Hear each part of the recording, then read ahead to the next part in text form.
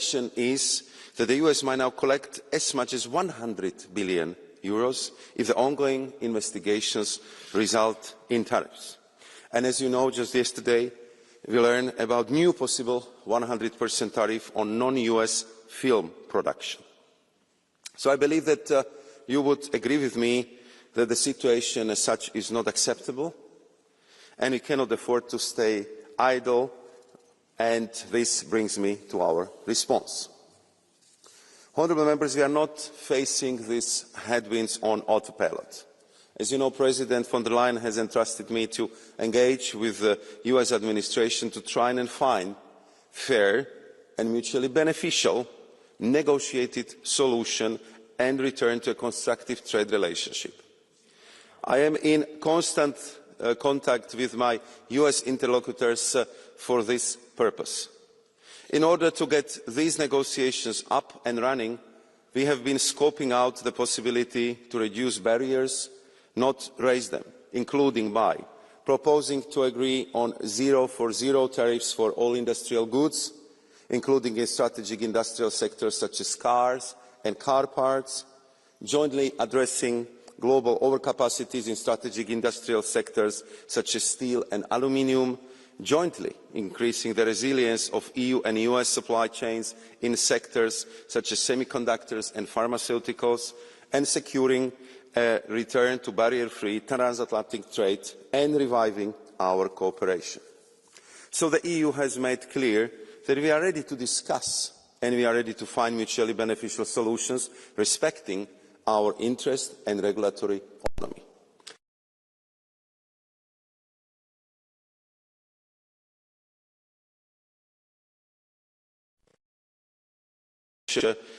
With my US counterparts as a basis for further engagement.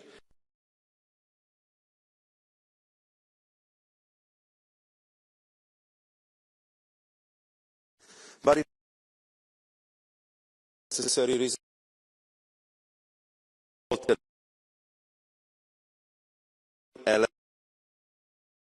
therefore there are also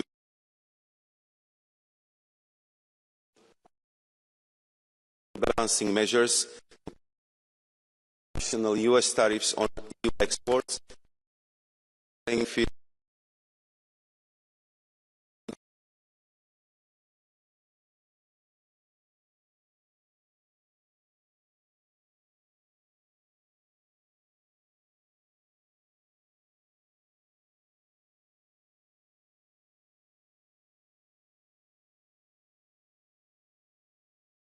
anche i rischi tramite una task force dedicata per la vigilanza alle importazioni per proteggere il mercato da possibili impennate di importazioni da altri paesi pure colpiti dalle importazioni americane che ricercassero sbocchi alternativi, e a metà maggio dovrebbero arrivare anche i primi risultati di questa task force. La Commissione, se necessario, è disposta a utilizzare tutti gli strumenti della toolbox degli strumenti di difesa commerciale per proteggere il mercato unico, i produttori e i consumatori europei. Onorevoli parlamentari, continueremo anche a diversificare il commercio e gli investimenti con altri partner al mondo, quindi abbiamo accordi con 70 covering almost half of our trade and doubling down on our efforts to finalize ongoing negotiations. Here we know that countries around the world are looking at the EU as a trusted, reliable and predictable trading partner. In the current global environment, it is in everyone's interest to expand their network and strengthen their supply routes. For us, it is nothing less than a prerequisite for our competitiveness and our economic security that we find new markets for our exporters and new sources of imports.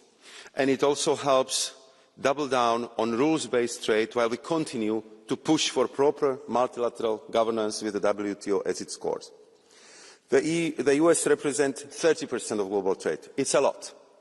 But we must not forget about the remaining 87%. And therefore work continues internally towards the adoption of signature of agreements with Mercosur and Mexico. These are perfect examples of deals we have made that can deliver hugely on our bid for diversification, to open new markets and further important geopolitical relations build up while also securing key commitments on issues of climate change and sustainability. They offer significant opportunities for EU businesses and high potential for EU consumers. There is still work to be done to get them over the line. However, I count on the support of this House to ensure successful outcomes for the benefit of all. And to conclude, Mr. President, I also would like to inform the honourable members that we are accelerating dramatically our ongoing negotiations with India. We had very successful meetings just last week. Indonesia, where I had the important VTC yesterday, Philippines, Thailand and Malaysia. As you know, we launched the free trade agreement talks with the United Arab Emirates, something which I believe could serve as a strong catalyst to advance our cooperation with the Gulf cooperation countries with whom we are also negotiating strategic partnership agreements. So while we are pushing our FTA agenda forward, we are also making use of other more flexible forms of engagement, tailor-made to our own needs and those of our respective partners, covering specific sectors and deepening our bilateral relations. Let me just conclude by highlighting that we are working very closely with Angola in implementing sustainable investment facilitation agreement which entered into force in 2024, and we are working closely with our partners on critical raw materials, but also on the digital trade agreements reached with South Africa earlier this year and with Singapore, which I will be signing there on behalf of the EU this week. We are working very closely with South Africa also to advance our clean trade investment partnership to strengthen our clean supply chains, which we hope to conclude by the end of 2025. My last point would be appeal to all of us, and I would like to thank the Polish presidency for excellent cooperation on making sure that our unity is unshakable, that we act as one if it comes to these very important trade negotiations, because this is as vital as ever. And I would say that this is the time to act in unequivocal terms for the EU's interest and towards our goal of maintaining strong and competitive economy as well as cohesive society. Thank you very much, Mr. President. Thank you very much, honourable members. Ďakujem, pán komisár. A teraz by som poprosil ako prvého za poslanecký klub Európskej ľudovej strany kresťanských demokratov kolegu Warborna. Nech sa páči.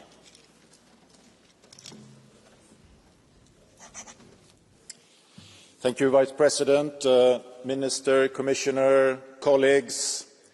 We find ourselves at historic crossroads, not just in terms of economic policy, but also in the broader context of global geopolitics.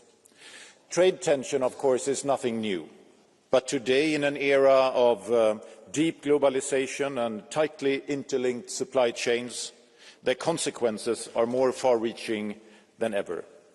We have seen this clearly in the past months, when Trump's erratic trade measures triggered volatility across financial markets. The EU response, especially in the face of the unjustified trade measures from a long-standing ally, will be remembered.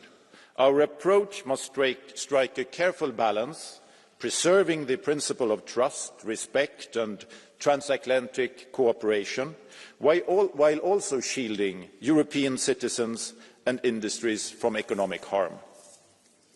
I therefore call on the Commission to act decisively within their 90 days retaliatory pause.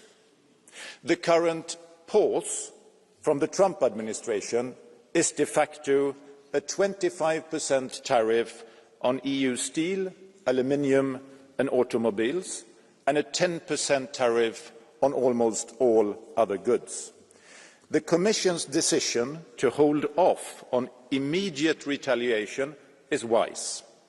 De-escalation creates a space for dialogue.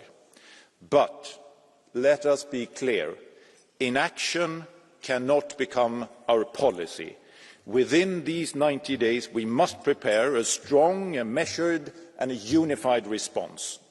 And at the same time, we must do three things to strategically position Europe, and that is strengthen the single market, negotiate and ratify more free trade agreements, not least Mercosur and the Mexico one, and then reasserting leadership within WTO, because we need the rules-based international system when there is unpredictable in the world. Thank you. Ďakujem pekne. Ďakujem pekne. A teraz poprosím za skupinu Progresívnej aliancie socialistov a demokratov v Európskom parlamente kolegyňu García Pérez. Nech sa páči.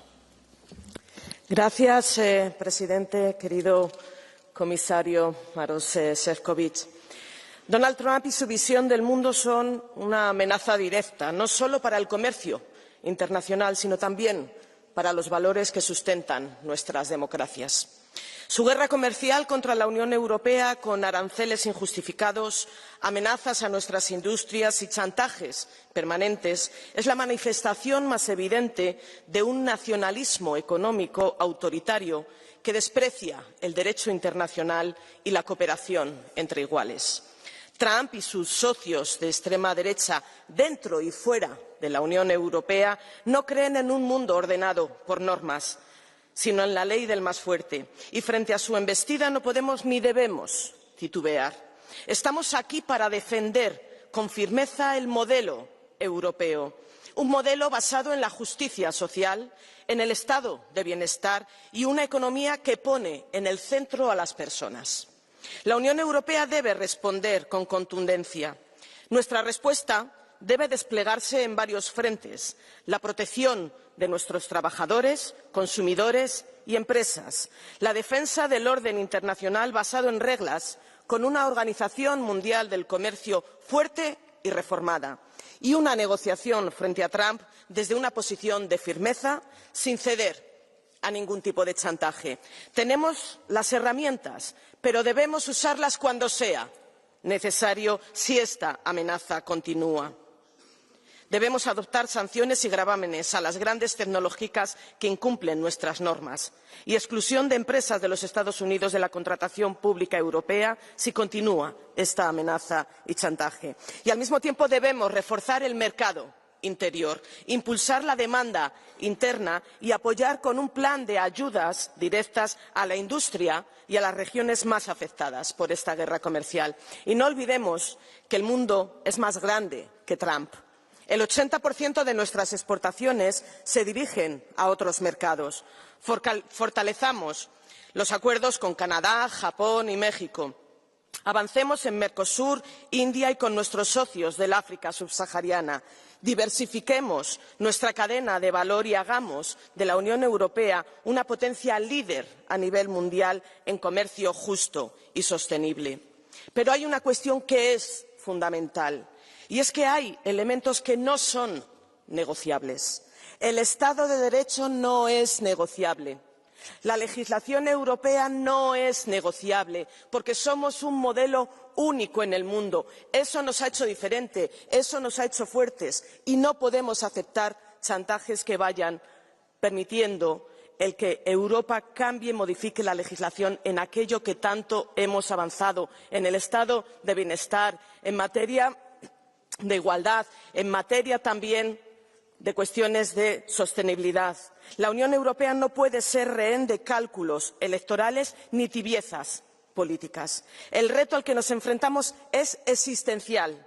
Se trata de decidir si queremos ser un actor global fuerte, soberano, con voz propia, o si nos resignamos a ser meros espectadores, sometidos a los caprichos de un demagogo multimillonario que desprecia todo lo que representa el proyecto europeo. Señorías, estamos ante un momento transformador.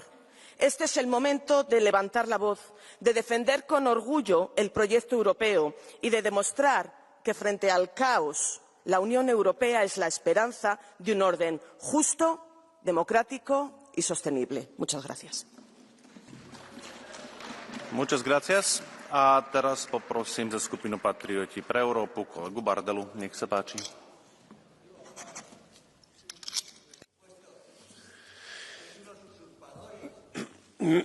Merci, Monsieur le Président, Monsieur le Commissaire.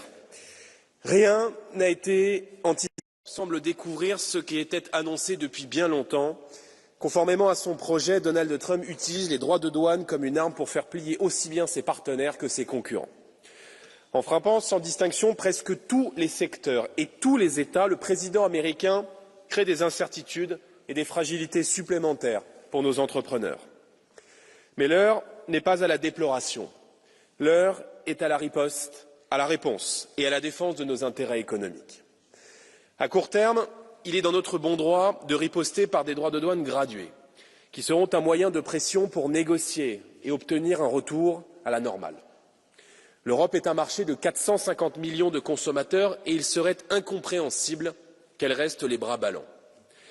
Mais la véritable riposte consiste en une rupture claire, avec au moins 3 décennies d'errance, une rupture avec les choix de la Commission européenne. Alors que nous sommes entrés dans l'ère des affrontements, l'Europe ne peut plus être la seule puissance à respecter des règles internationales de bienséance que plus personne n'applique. Face à la concurrence féroce des puissances, et notamment des puissances émergentes, dans l'adversité d'un monde plus dur et plus incertain, je vous en conjure, réveillez-vous. Réveillez-vous ou bien notre agriculture disparaîtra. Réveillez-vous ou bien notre industrie automobile mettra la clé sous la porte. Notre métallurgie subira une saignée plus terrible encore et je pense évidemment ici aux salariés d'ArcelorMittal condamnés par une inaction coupable et par des règles absurdes. Réveillez-vous en bâtissant l'autonomie stratégique des nations et du continent, avec l'objectif de dépendre le moins possible de l'extérieur pour nos besoins vitaux, à commencer par celui de notre défense. Toutes les règles contraignantes du pacte vert, inspirées par l'écologie punitive, doivent être levées pour permettre à nos entreprises et à nos agriculteurs notamment de produire sans entrave. Les règles du marché européen de l'électricité doivent être réformées et le nucléaire doit prendre toute sa place dans notre mix énergétique. Une véritable préférence nationale et européenne dans les commandes publiques doit s'appliquer, notamment en matière de défense, mais pas uniquement. Réveillez-vous, réveillez-vous et sortez de la naïveté, ou bien l'Europe et toutes les nations qui la composent sortiront de l'histoire. A teraz poprosím za európskych konzervatívcov a reformistov kolegu Procacciniho. Nech sa páči. Grazie Presidente. Noi conservatori crediamo nel libero mercato che favorisce allo stesso tempo i consumatori e i produttori, quelli naturalmente più capaci con più talento. Ma dobbiamo ammettere che la politica dei dazi è stata anche una politica europea, che non si è rivolta soltanto verso chi viola ogni giorno la libera concorrenza come la Cina, ma anche nei confronti di alleati preziosi come i cittadini americani. Faccio un solo esempio. Fino a poche settimane fa gli Stati Uniti ponevano un dazio del 2,5% sulle auto europee. L'Unione Europea poneva un dazio del 10% sulle auto americane. Da qui bisogna partire per un accordo con gli Stati Uniti di libero scambio con 0 dazi da ambo le parti. È ciò di cui ha discusso Meloni con Trump a Washington, dentro un quadro politico generale in cui va preservata l'unità dell'Occidente. Il riequilibrio della bilancia commerciale con gli Stati Uniti non è solo un fatto economico, è anche politico. Lo scandalo del gas liquido dalla Russia è emblematico di una certa ipocrisia europea e soltanto oggi il commissario Jorgensen sembra intenzionato ad occuparsene. Sapete quali sono le nazioni che hanno più arricchito Putin negli ultimi anni con l'acquisto di GNL? Beh, non è l'Ungheria di Orban, ma è la Francia di Macron, con un incremento dell'81% tra il 2024 e il 2023, ed è la Spagna green di Sánchez, che con il 38% ha nella Russia il suo maggiore fornitore di gas. Ecco un'altra cosa giusta da fare: rimuovere i dazi che l'Unione Europea ha inflitto a se stessa con il Green Deal e così rilanciare la sua competitività. Questa è la strada che dobbiamo percorrere, non certo quella che va verso regimi illiberali come la Cina o la Corea del Nord. Grazie. A teraz poprosím za skupinu Renew Europe a kolegyňu Valerie Hayer. Nech sa páči. Merci, Monsieur le Président, Monsieur le Vice-président, Monsieur le Ministre, chers collègues. Le vieux monde se meurt, le nouveau tarde à apparaître, et dans le clair-obscur surgissent les monstres. Cette citation d'Antonio Gramsci est la parfaite métaphore du défi posé par la guerre commerciale de Donald Trump. Cette guerre commerciale, elle interroge l'identité même de l'Union européenne. Elle est, au-delà du péril immense qu'elle représente pour nos économies, un défi politique. Une confrontation entre deux modèles. Le modèle promu par cette nouvelle administration américaine. Protectionnisme, brutalité, populisme. Et notre modèle européen. Liberté, force du droit, démocratie. Le Make America Great Again, c'est une attaque frontale contre le multilatéralisme. C'est une attaque frontale contre une Europe où 27 pays jouent le jeu de la coopération.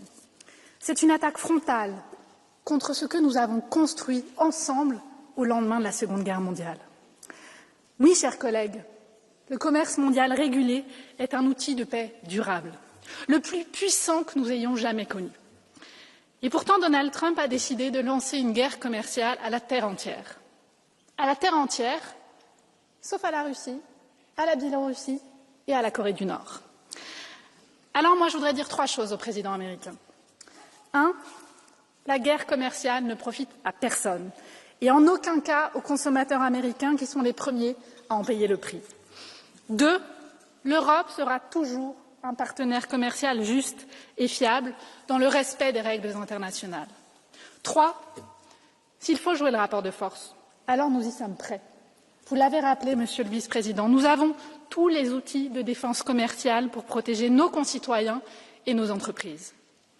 C'est notre position. Sans jamais fermer la porte à la négociation, la Commission doit être prête à se saisir de ces instruments. Chers collègues, la bataille culturelle imposée par Donald Trump oblige chacun à se positionner, y compris dans cet hémicycle. Certains d'entre vous étaient à Washington le soir même de son élection. Beaucoup ont appelé à un Trumpisme à la française ou à l'européenne. Certains d'ailleurs sont bien embarrassés aujourd'hui, comme c'est le cas dans les discours qui m'ont précédé. Ce sont les mêmes qui rêvent d'un repli sur les frontières nationales et d'un retour au protectionnisme économique. Je veux vous dire, ouvrez les yeux. Cela ne marche pas. Voyez par vous-même que cela ne peut pas marcher. Ce que nous défendons ici, c'est un commerce mondial régulé. Ce sont des accords de commerce conclus sur des bases de réciprocité qui ne mettent pas en péril nos agriculteurs ou nos industries. Des accords de commerce qui permettent au contraire de diversifier nos approvisionnements en matières premières ou nos débouchés économiques. C'est la garantie de notre prospérité pour les années qui viennent. Et dans cette période, chers collègues, l'Europe est tout sauf faible. Nous avons un marché de 450 millions d'Européens, attractif pour de nombreux pays qui veulent renforcer les relations avec nous. Nous avons un cadre législatif et réglementaire qui offre une visibilité rassurante pour de nombreux investisseurs. Alors ne laissons pas les monstres surgir du clair-obscur. Ne laissons pas l'Europe dévier de son chemin. Construisons les bases d'un monde nouveau où l'Union européenne répond aux défis de sa souveraineté. Je vous remercie. Merci. A teraz poprosím za skupinu Zelených Európska slobodná aliancia kolegu Eichhauta. Nech sa páči vás. Thank you, Mr. Chairman. Thank you, Commissioner. Thank you, Minister. Let's be very clear. The illegal tariffs that are imposed and announced by the Trump administration will not only hurt Europeans, it will also hurt US consumers and businesses. Trump is playing a stupid but dangerous game. And if the current negotiations do not work, and the Commissioner already said it, the EU has to show its strength and retaliate firmly. We have the instruments to do so. It comes down to political will and leadership. We should not back down to a bully. Important in our reaction is solidarity amongst EU member states, because it's key. We will have to stay united, and therefore the money raised by countermeasures should be invested to support the affected sectors in all countries in order to keep the unity. However, we have to be smarter than just bashing Trump on his favourite word. We need to develop a strategy that will make Europe stronger and more resilient in a new chaotic world we are living in. A strategy that should build on the Green Deal that we have put in as a forward-looking and future-oriented strategy. But on top of that, we need to have three principles in mind. First, we need to build European. We are overly dependent on US energy, defence, financial and digital services. Only strong and common European alternatives can provide us the operating room we need. We need joint investments in those sectors. We need joint EU borrowing measures. Secondly, we need to buy European. In the past months, the European consumers showed the way in showing how you do not buy further Teslas. We should learn from them and use local content requirements and resilience criteria and give preference to European products and services. And thirdly, we need to protect European. Our values, our industry, they will only survive if we act and protect, if we apply our digital rights to the letter, if we stop dumping on the EU market. We will work together with those that still value our rules-based system. That let be our strategy. Build European, buy European, protect European. Europe needs to stop thinking as a market and start acting as a power to do good. Thank you. Ďakujem a teraz poprosím za skupinu Lavice v Európskom parlamente kolegu Šindevana. Nech sa páči. Ja, vielen Dank, Herr Präsident. Donald Trump hat es geschafft, in den ersten 100 Tagen seiner Präsidentschaft die internationalen Handelsbeziehungen komplett zu chaotisieren. Und die Folgen für Wirtschaft und die Bevölkerung sind bereits absehbar. Die Wirtschaftsleistung wird zurückgehen und gleichzeitig werden sich die Preise verteuern. Und die Zeche dafür wird zuallererst wieder die arbeitende Bevölkerung zahlen und diejenigen, die sowieso wenig Geld in der Tasche haben. Und diese Politik ist kein Zufall. Der Rechtspopulist Donald Trump versucht gezielt, die Interessen seiner Wirtschaftskumpels, nämlich der US-Rüstungsindustrie, der US-Energieriesen und der US-Big-Tech-Unternehmen durchzusetzen. Aber die Europäische Kommission scheint das noch gar nicht wirklich begriffen zu haben. Herr Kommissar, wir befinden uns in einem globalen Handelskrieg und dabei wird Handelspolitik als eine Waffe eingesetzt, um wirtschaftliche Interessen durchzusetzen und international Einflusssphären abzustecken. Und dem muss europäische Politik mit einer klaren Strategie begegnen, die Wirtschaft und Jobs hier in der Europäischen Union schützt. Und das geht nur mit massiven Investitionen in unsere Industrie. Das geht nur mit strategischer Unabhängigkeit der Europäischen Union. Und heute wissen auch Sie, Herr Kommissar, dass die anfängliche Kopf-in-den-Sand-Strategie der Kommission aller "Es wird schon nicht so schlimm werden" politische Realitätsverweigerung war. Jetzt wollen Sie verhandeln, einen Deal auch im Sinne von Donald Trump abschließen. Und wenn das nicht klappen sollte, dann soll es angeblich harte Gegenmaßnahmen geben. Von Angeboten Ihrerseits höre ich viel, die gibt es reichlich. Jetzt soll sogar noch mehr US-Fracking-Gas gekauft werden, anstatt die europäische Energieunabhängigkeit voranzutreiben und so viele Jobs zu schaffen, wird eine neue Abhängigkeit von fossilen Energieträgern geschaffen. Das ist ökonomisch, sozial und ökologisch grundfalsch. Aber von dem Druck auf die US-Regierung ist noch nicht zu sehen. Wo bleibt denn die Einführung des Instrumentes gegen Zwangsmaßnahmen? Wo bleibt denn die harte Regulierung der großen Big-Tech-Unternehmen? Wo bleibt die Einführung einer europäischen Digitalsteuer? Da machen Sie die Augen zu, da legen Sie die Hände hinter dem Rücken zusammen. Wollen Sie denn auf diese Art und Weise den reichsten Unternehmen und Menschen wie Elon Musk noch mehr Geld in den Rachen und vor allem auch unsere privaten Daten in den Rachen werfen? Es ist jetzt an der Zeit, mit Partnern wie Kanada, Mexiko, Japan, Südkorea, aber auch mit China an einer Handelsordnung zu wirken, die regelbasiert ist, auf fairem Handel statt auf entfesseltem Freihandel basiert.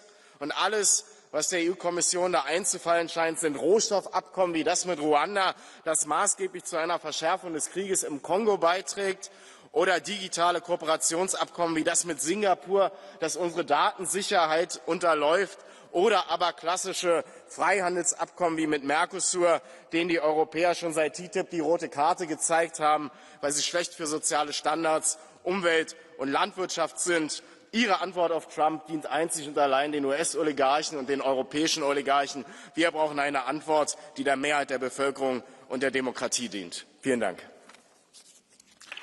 Ďakujem a teraz poprosím kolegu Austa za skupinu Európa suverénnych národov. Nech sa páči. Meine sehr geehrten Damen und Herren, wer nach außen abhängig ist, wird nach außen handlungsunfähig. Und genau das ist eingetreten, nicht zufällig, sondern weil die Altparteien unsere militärische Sicherheit über Jahrzehnte den Vereinigten Staaten von Amerika überlassen haben. Das war bequem, aber es war auch naiv. Heute sehen wir das Ergebnis. Europa ist erpressbar geworden. Die Regierung unter Donald Trump versucht, Europa zum Kauf von immer mehr US-Fracking-Gas zu nötigen. Die Folge: noch höhere Energiepreise zu Lasten unserer Industrie, unserer Familien und unseres Wohlstandes.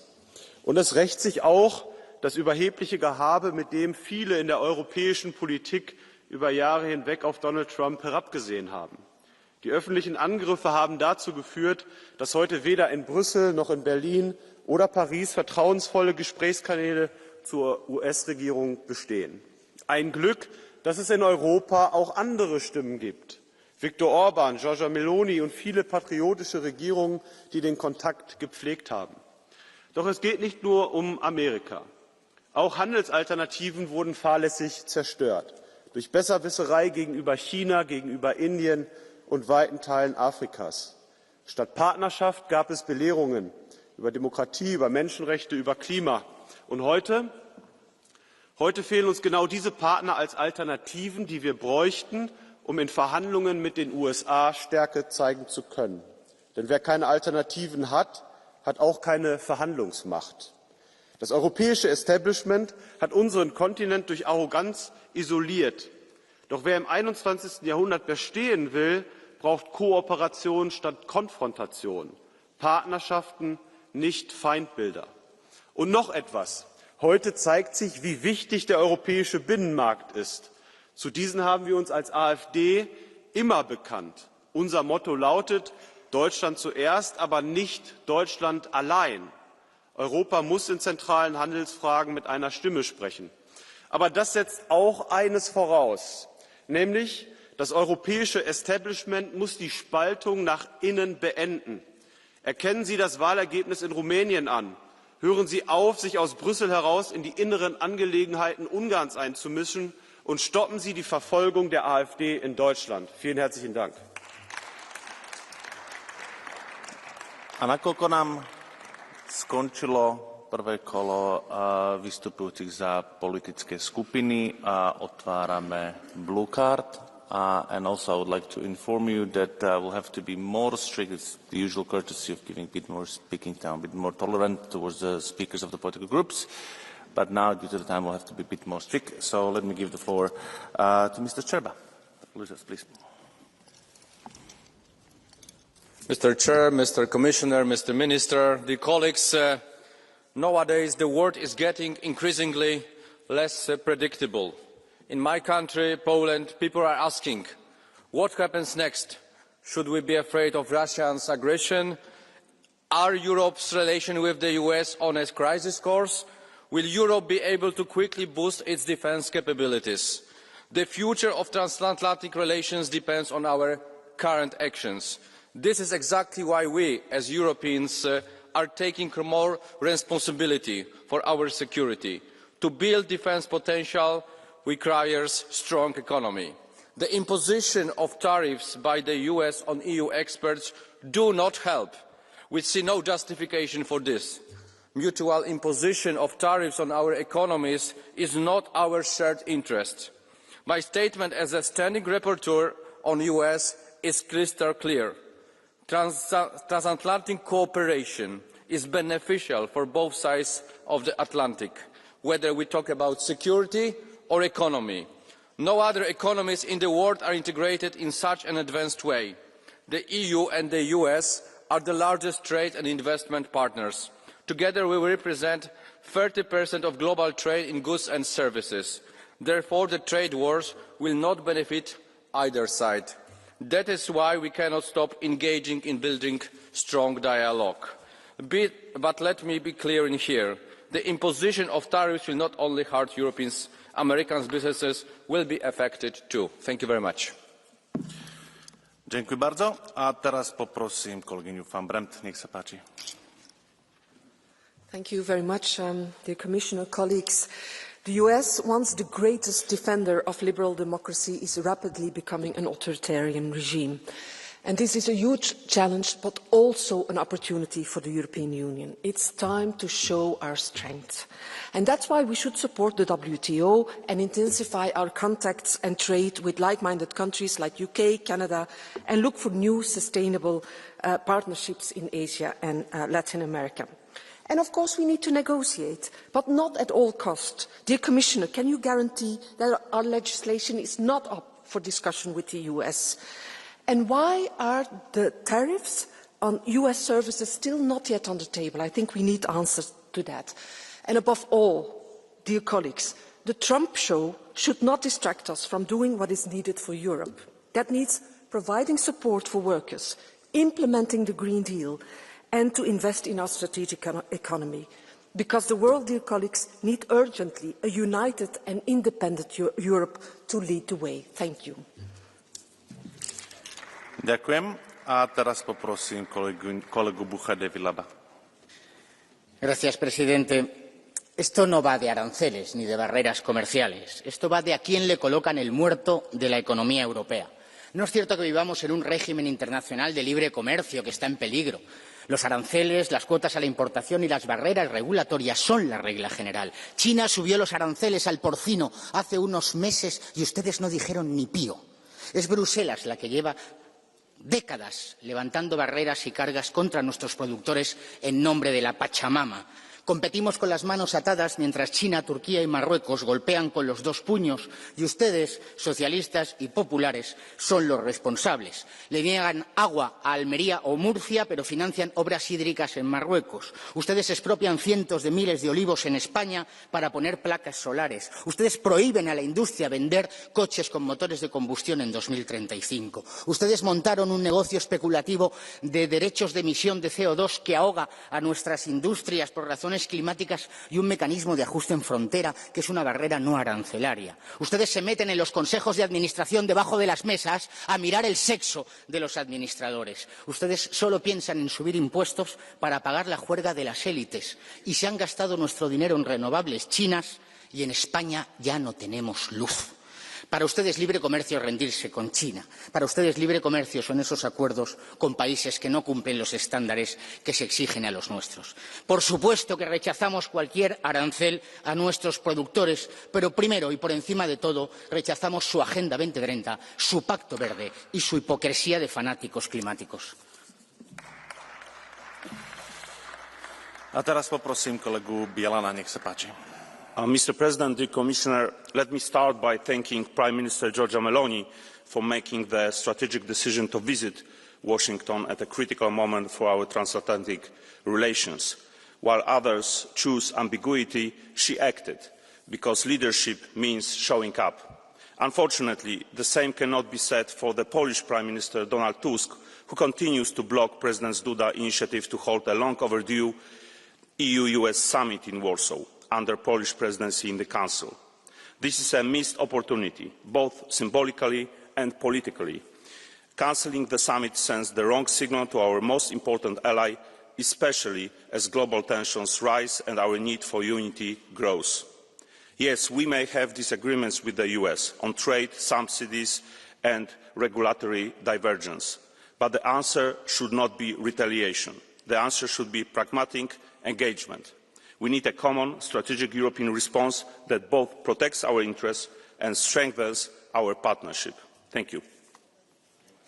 Ďakujem. A teraz poprosím kolegyňu Karlsbro. Nech sa páči.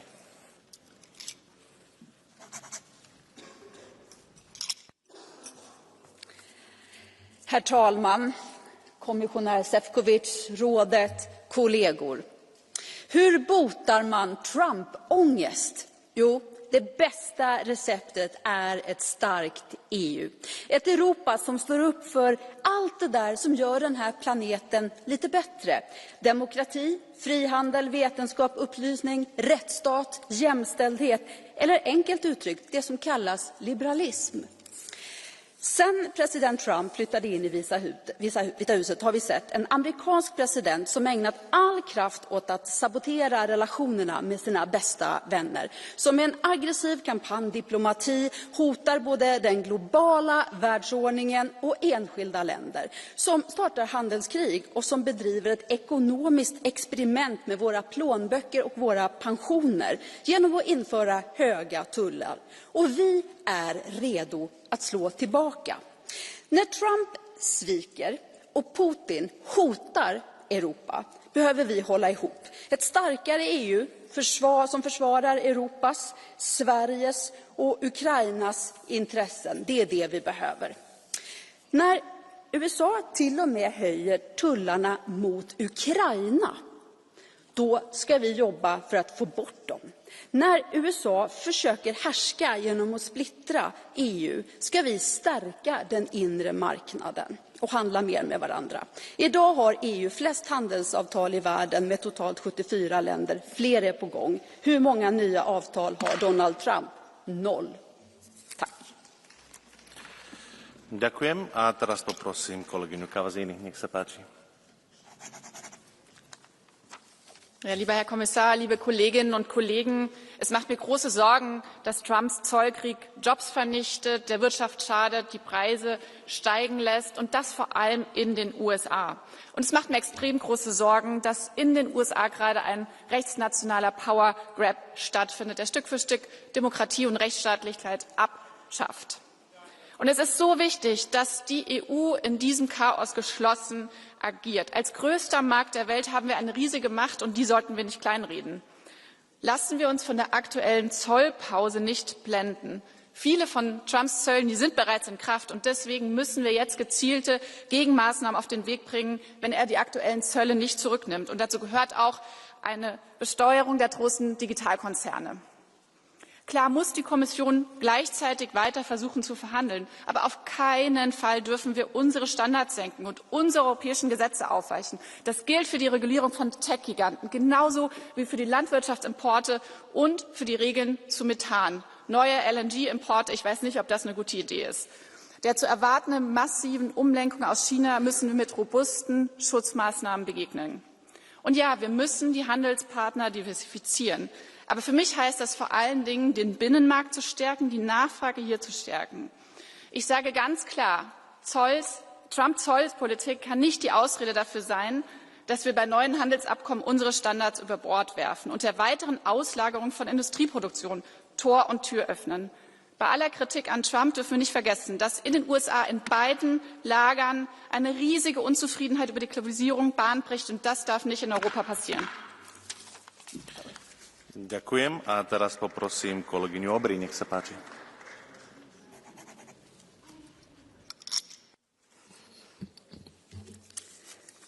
Monsieur le Commissaire, avec la guerre commerciale initiée par Donald Trump, nous sommes en train de vivre un bouleversement économique historique. Et face à cela, que proposez-vous? Premièrement, de jamais hausser le ton face à un président américain qui multiplie les violations du droit international. Deuxièmement, de céder au chantage, à son chantage, en achetant 50 milliards de produits américains supplémentaires, histoire qu'ils nous vendent la pelle avec laquelle nous creusons notre propre tombe. Troisièmement, d'accélérer la signature de nouveaux accords commerciaux, à commencer par les États-Unis, mais aussi le Mercosur, l'Inde, la Thaïlande, l'Australie et j'en passe. Bref, on vient de se prendre une baffe et vous tendez l'autre joue.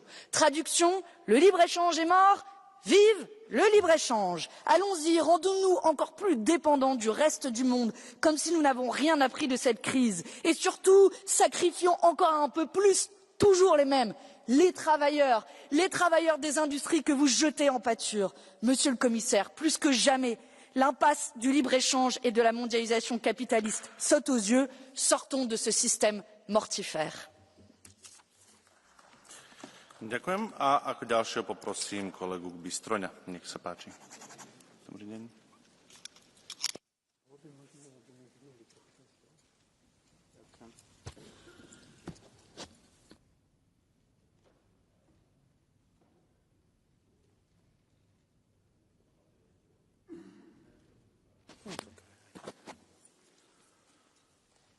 Liebe Kolleginnen, liebe Kollegen, Make America Great Again ist natürlich eine Kampfansage an die ganze Welt, an die EU, an Europa. Warum? Der amerikanische Präsident kümmert sich natürlich um die Amerikaner. Oh Wunder! Er will Arbeitsplätze in den Vereinigten Staaten. Er will, dass Wohlstand wieder in den Vereinigten Staaten zurück ist. Er will die Industrie zurück in die Vereinigten Staaten zurückholen. Und was höre ich hier? Trump, Trump, Trump. Ein einziger Mann reicht, um das Europäische Parlament in Aufruhr zu versetzen. Liebe Kollegen, anstatt zu jammern und über Trump herzuziehen, sollten Sie von den Altparteien lieber überlegen, was haben Sie gemacht, wann haben Sie das letzte Mal für Ihre Wähler so gekämpft, wie Trump für seine amerikanische. Die Frage ist berechtigt, denn Trumps Reaktion ist nur eine logische Entwicklung der letzten Jahrzehnte. Die Arbeitsplätze sind abgewandert, nicht nur aus den USA, auch aus Europa in Billiglohnländer. Und das haben unsere Menschen, unsere Arbeiter zu spüren bekommen, genauso wie die Amerikaner. Zuerst in der Stahlindustrie, dann in der Elektronikindustrie, Automobilindustrie und jetzt zuletzt sind sogar unsere Bauern dran. Wie ist unsere Reaktion? Wollen wir in einen Handelskrieg eintreten? Wollen wir mit künstlicher Verteuerung der Importe reagieren? Natürlich nicht. Wir brauchen den freien Handel. Wir wollen den freien Handel. Und Europa, und damit meine ich nicht EU, Europa kann diesen Wettbewerb aufnehmen. Wir haben die besser ausgebildeten Arbeitskräfte. Wir haben eine innovative Industrie. Wir haben Rohstoffe auf diesem Kontinent. Wir können diesen Wettbewerb aufnehmen. Aber wir müssen die Fesseln sprengen, die uns hier bremsen. Wir müssen den Green Deal beenden, Steuern runter und wir müssen das Bürokratiemonster Brüssel zerschlagen. Afuera, das ist das Motto der Zeit. Und dann kann unser Motto heißen, Make Europe Great Again. Dankeschön. A teraz poprosím kolegu De Massiho. Nech sa páči. Sehr geehrte Damen und Herren, US-Präsident Donald Trump versucht uns mit Strafzöllen zu erpressen. Er will, dass wir mehr von seinem schmutzigen Fracking-Gas kaufen und er will den Abstieg der US-Industrie bremsen. Aber wir Europa, wir sind nur bedingt ökonomisch verteidigungsfähig, denn wir haben zum Beispiel in Deutschland, der größten Volkswirtschaft Europas, seit 3 Jahren Rezession. Wir haben uns mit den Sanktionen mehr selbst geschadet, als dass wir damit Putin getroffen hätten. Wir haben Verbrauchssteuern erhöht, die vor allem die Menschen mit kleinem Einkommen treffen. Und währenddessen besorgen sich die USA jetzt die seltenen Erden aus der Ukraine, während wir als Zahlmeister am Spielfeldrand stehen. Auch die Transformation zum grünen Stahl, die kann nicht gelingen, wenn die Energiepreise weiter so hoch sind. Deswegen müssen wir zum Prinzip zurückkehren, zu sagen, wir besorgen uns die Energie wieder vom billigsten Anbieter. Das wäre die richtige Antwort auf Donald Trump, um uns nicht weiter erpressbar zu machen. Und es würde ein diplomatisches Fenster in der Ukraine öffnen. Wir brauchen mehr öffentliche Investitionen. Es ist doch völlig verrückt, wenn in den Talkshows nun darüber diskutiert wird, wir sollten Panzer statt Volkswagen bauen und wir brauchen Strafsteuern auf Finanzflüsse der Big Techs, um unseren Mittelstand zu schützen. Vielen Dank. Dear colleague, you have a blue card. Dear colleague, Mr. Massey, you have a blue card coming from Mr. Schipper. Do you accept it? Yes, Mr. Schipper, you have 30 seconds.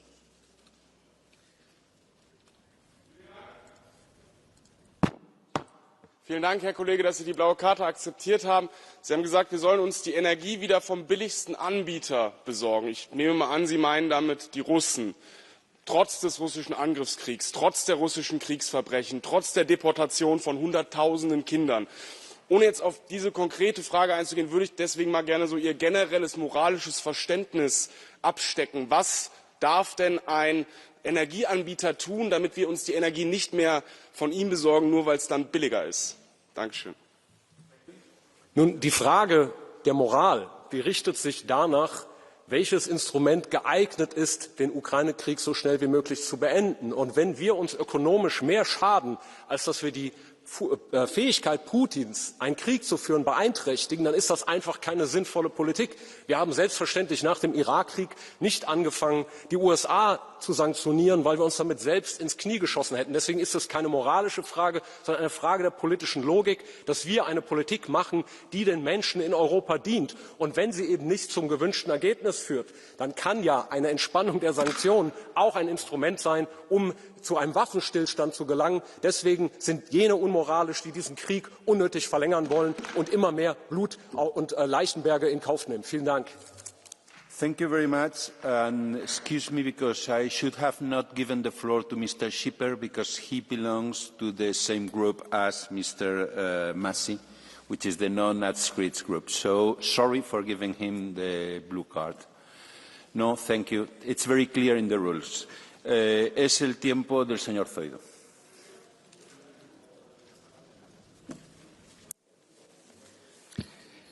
Presidente González Pons, señorías, que los aranceles nos conducen al desastre no es ninguna sorpresa. Lo dice la teoría económica más básica, lo dice la historia del comercio internacional y ahora lo vuelven a confirmar los datos. El precio de los productos afectados ha aumentado cerca de un 12% para los consumidores. De continuar este encarecimiento, provocará una pérdida de 7.300 millones de dólares anuales, algo que ya está notándose en el empleo con la destrucción de 40.000 puestos de trabajo al otro lado del Atlántico. Por tanto, el fracaso de los aranceles es ya manifiesto.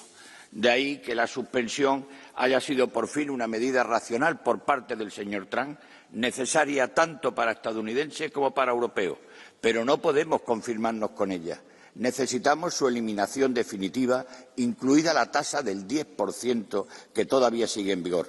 No podemos permitir que la amenaza arancelaria penda sobre nuestras cabezas como una espada de Damocles. No podemos seguir poniendo en riesgo la seguridad jurídica de cientos de miles de productores europeos. Muchas gracias. Muchas gracias, señor Zoido.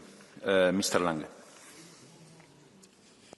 Dankeschön, Herr Vorsitzender, Herr Kommissar, liebe Kolleginnen und Kollegen. Es geht um 3 Fair. Wir müssen verteidigen, verbreiten und verhandeln. Verteidigen gegen illegale Zölle. Und ich finde es gut, dass Sie alle Instrumente nutzen wollen, Herr Kommissar. Wir müssen verbreitern unsere Basis mit vernünftigen Handelsabkommen, faire Partnerschaften mit vielen Ländern dieser Erde. Auch da finde ich gut, dass Sie Neuigkeiten gebracht haben, was die Möglichkeiten auch eines Abkommens mit Indonesien anbetrifft. Und wir müssen schnell ratifizieren, um hier ein Netzwerk zu haben. Und wir müssen verhandeln, keine Frage, weil wir natürlich die Eskalation vermeiden wollen. Aber es heißt auch, dass wir klar machen, diese Zölle sind illegal und müssen weg. Auch bei den Autos, es geht nicht nur um 2,5% und 10%, es geht auch um 25% von den Zöllen auf leichte Nutzfahrzeuge in den USA. Und deswegen müssen wir verhandeln, die müssen weg, diese illegalen Zölle. Und deswegen wollen wir aber auch keine Möglichkeiten geben, unsere Gesetzgebung in Frage zu stellen. Und wir sind mit Ihnen in eins, gemeinsam zu gehen. Allerdings müssen wir das Mandat für mögliche Verhandlungen und ein Ergebnis auch als Parlament billigen können. Thank you very much, Mr. Lange. Our next speaker is Madame Blika. Dziękuję, panie przewodniczący, panie komisarzu. Stajemy dziś w obliczu kolejnej próby dla Unii Europejskiej, czyli odpowiedzi na jednostronne decyzje w polityce handlowej Stanów Zjednoczonych, które uderzają w interesy europejskich przedsiębiorstw. Współpraca transatlantycka jest dla nas ważna, ale musi być oparta na partnerstwie, a nie uległości. Przez lata Europa straciła swoją konkurencyjność. Gospodarka Unii rozwija się znacznie wolniej niż gospodarka amerykańska czy azjatycka. Unijne regulacje dławią innowacje, polityka klimatyczna zwiększa koszty produkcji, a biurokracja zniechęca inwestorów. W takich warunkach nie możemy mówić o suwerenności gospodarczej. Odpowiedzią nie może być więcej regulacji, ani kolejne zielone transformacje, które przynoszą wyższe rachunki, a nie realne miejsca pracy. Musimy odbudować europejski przemysł, chronić nasz rynek i żądać równych zasad gry w relacjach z każdym partnerem, również ze Stanami Zjednoczonymi. Nie chodzi o konfrontację, ale o podmiotowość. Europa musi przestać być laboratorium ideologii, a zacząć być realną siłą gospodarczą. Żeby to zrobić, trzeba zerwać z polityką prowadzoną od lat przez lewicowo-liberalną większość. Polityka handlowa Unii nie może być prowadzona na niemieckie zamówienie. Dlatego umowa o wolnym handlu Unia Europejska-Mercosur nadaje się tylko do kosza, bo likwiduje bezpieczeństwo żywnościowe Europy. Trzeba zapobiec wojnie handlowej. Musimy naprawić relacje ze Stanami Zjednoczonymi, bo to nadal największy sojusznik Europy i partner w ramach NATO. Dziękuję. Thank you very much, Mr. Polato.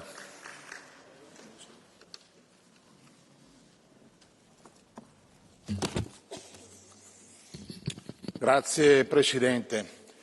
Le guerre commerciali non servono. Infatti l'amministrazione americana ha sospeso i dazi e questo è un messaggio positivo. È essenziale riprendere i negoziati con gli Stati Uniti come proposto a Washington dal premier italiano Giorgia Meloni. Torniamo a dialogare ed offriamo spazi per un confronto equo e costruttivo. Per negoziare non dobbiamo lamentarci degli altri, ma guardare al nostro operato interno, rilanciando l'economia europea. Per anni abbiamo abbandonato e penalizzato settori strategici, industria, automotive, agricoltura chimica ed acciaio. Abbiamo perduto dinamicità e siamo diventati meno competitivi sui mercati mondiali con limiti che ci siamo autoimposti. Senza un'economia competitiva in ripresa non avremo forza sui tavoli negoziali. Occorre sviluppare accordi con nuovi mercati, proteggendoci da pratiche sleali di paesi terzi. Serve concretezza, pragmatismo, ascolto dei nostri imprenditori. Torniamo a rialzare la testa senza ideologie e pregiudizi. L'Unione Europea si muova in questa direzione. Grazie. Grazie, onorevole. Madame Hahn.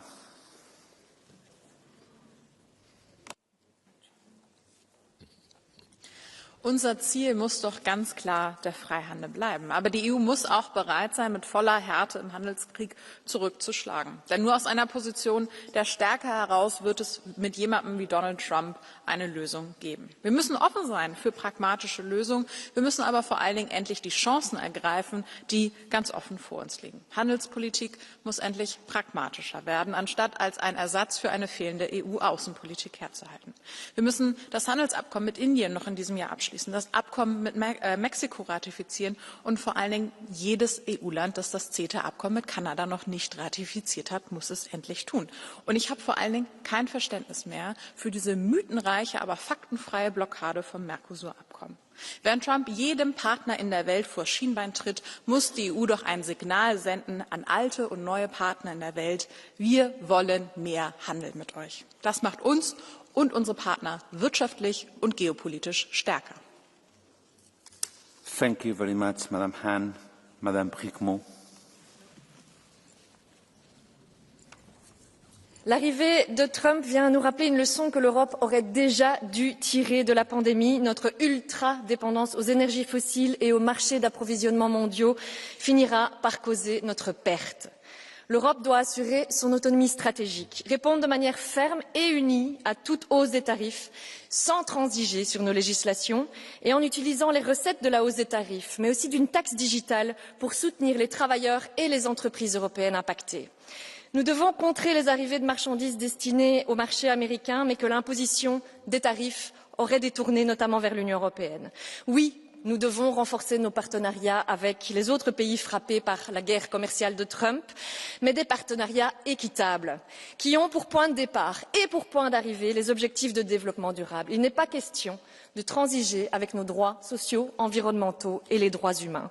Et donc, il n'est pas question non plus de se précipiter dans des accords avec la Chine, l'Inde, le Mercosur, qui risqueraient de rendre l'Union européenne encore plus dépendante et vulnérable. Renforcer notre économie stratégique, c'est miser sans délai sur notre indépendance énergétique, notre autonomie alimentaire, l'économie circulaire, réduire nos dépendances aux ressources, notre redéploiement industriel, en un seul mot, la transition vers une vraie autonomie européenne. Je vous remercie. Merci, Madame. Madame Vojlan.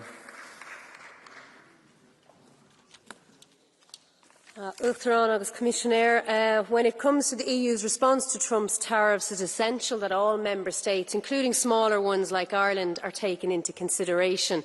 The collective response must be one that protects workers, that funds and encourages upskilling, and that does not pursue the same anti-worker, anti-environment, Trump-light deregulation agenda.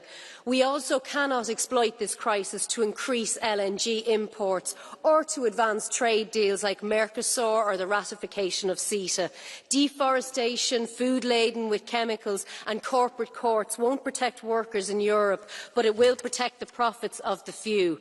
Now is the time for fair, sustainable trade which does not leave us exposed to the whims of oligarchs or serve the interests of corporates. Instead, it serves the interests of workers and families in Europe.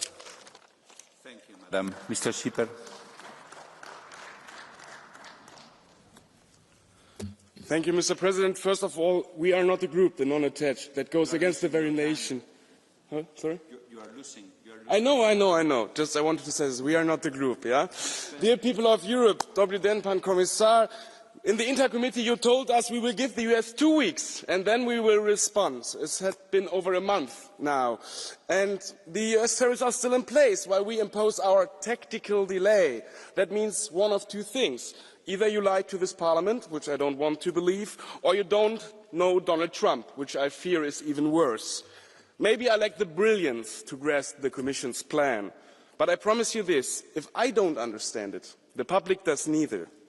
And to those on the left, like Mr. Shirdovan, who is gone unfortunately, a China that looks Uyghurs into concentration camps is not our partner and never can be. Thank you. Thank you very much, Mr. Schipper. I'm going to read the rules of procedure that say that the members raising the blue card and the speaker shall not be from the same political group and they shall not both be non-attached members. Exactly is what the rules are saying. Remember it for the next time. Our next speaker is Madame Mabel.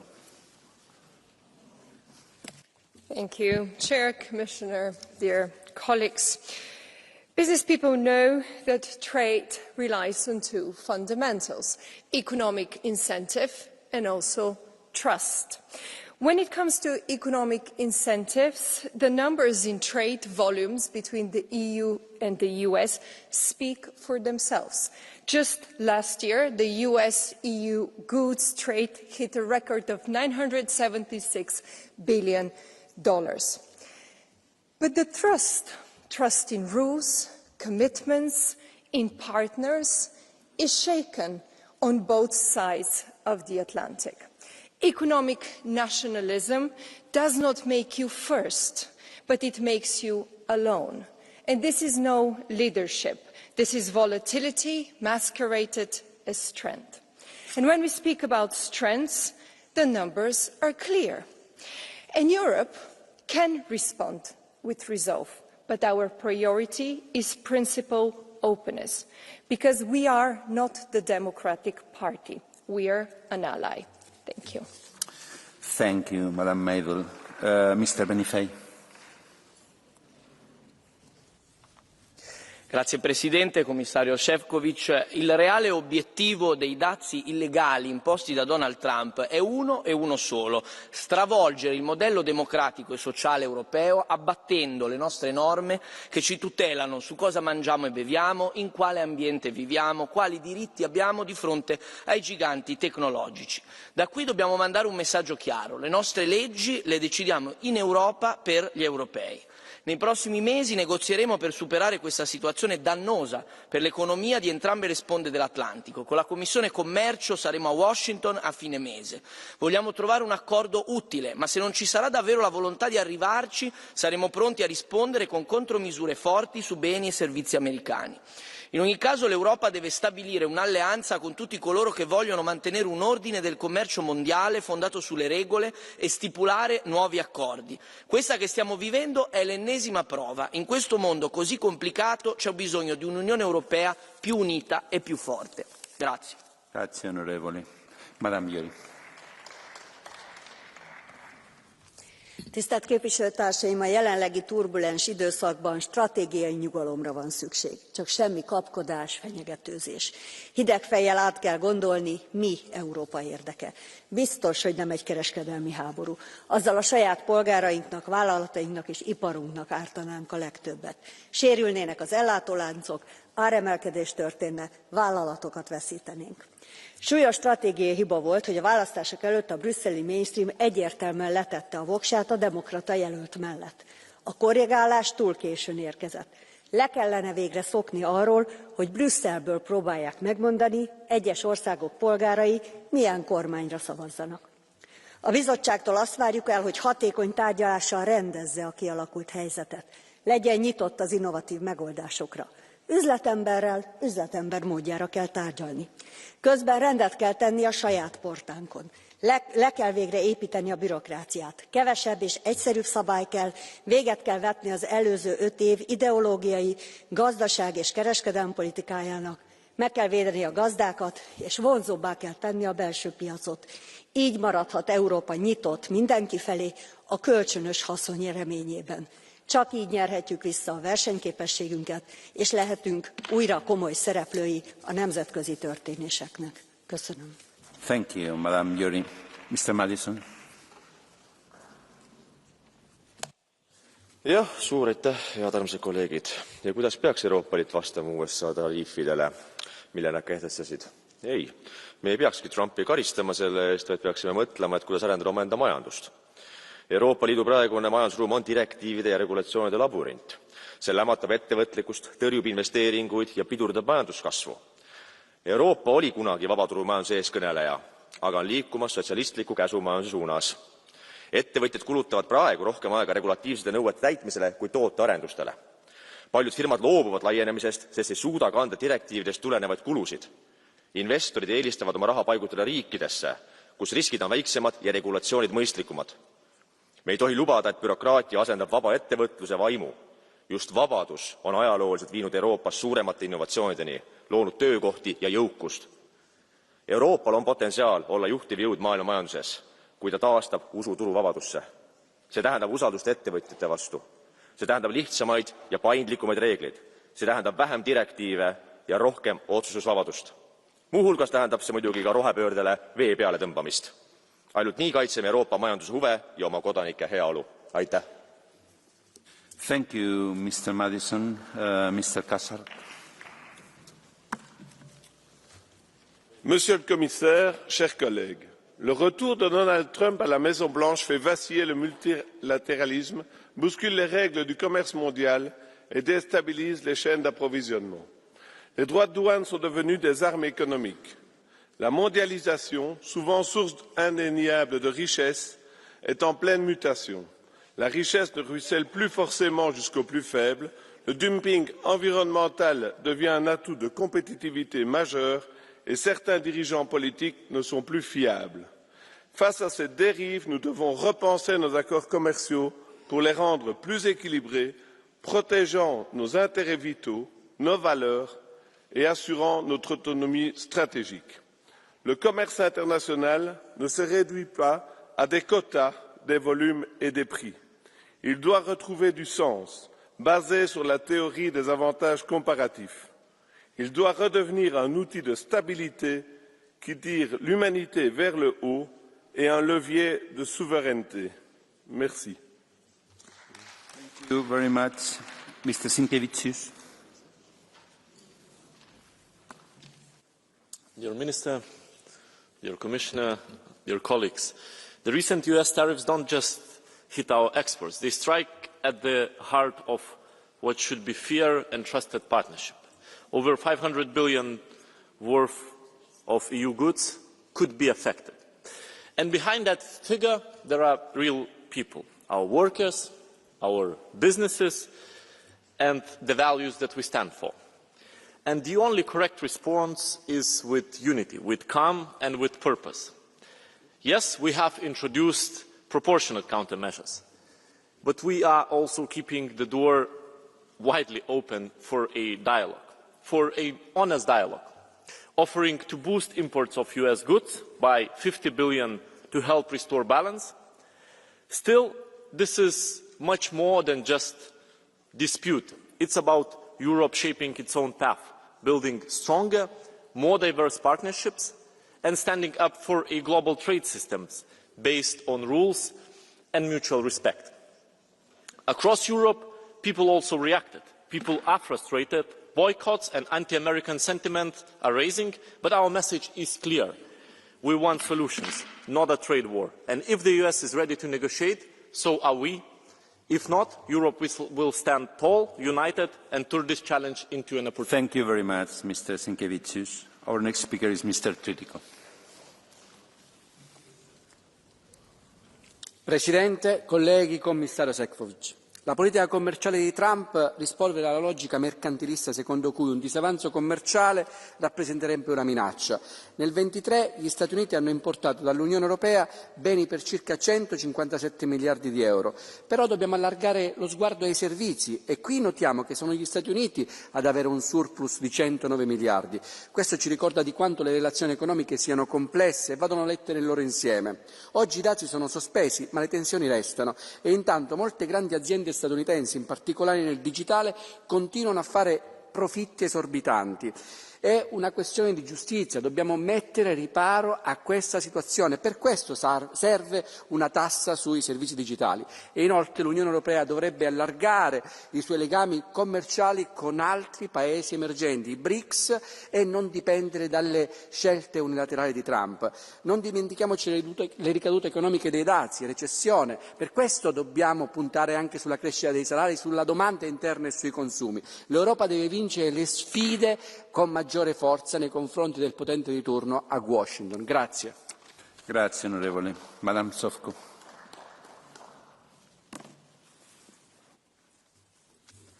President, dear colleagues, war begins in the minds of the people, and it's in their minds that peace is also created. For decades, we relied heavily on American partners, and we still do for our defense and defense our trade routes, at least in the Red Sea.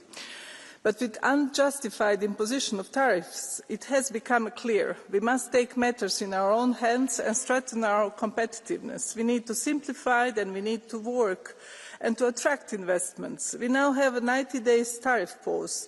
This is not the time to wait, it's a window of opportunity, a chance to negotiate the best possible outcome for both sides of the Atlantic, an outcome that allows business to thrive, to support millions of jobs, an outcome that strengthens, not harms, our economies, one that reinforces the largest trading partnership in the world. In an era of free trade and the rules-based global order, there is no room for protectionism.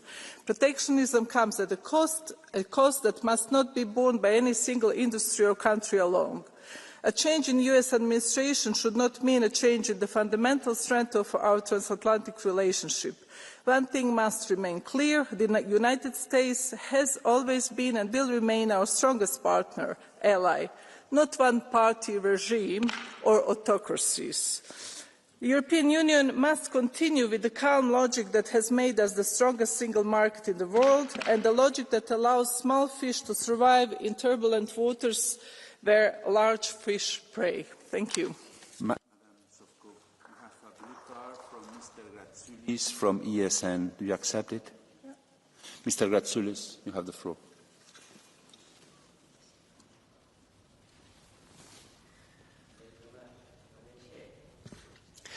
Kaip čia ir kalbėjo kolegos, Briuselis ir ne tik Briuselis per prezidento rinkimus aktyviai palaikė demokratų kandidatą ir žemino Trumpą.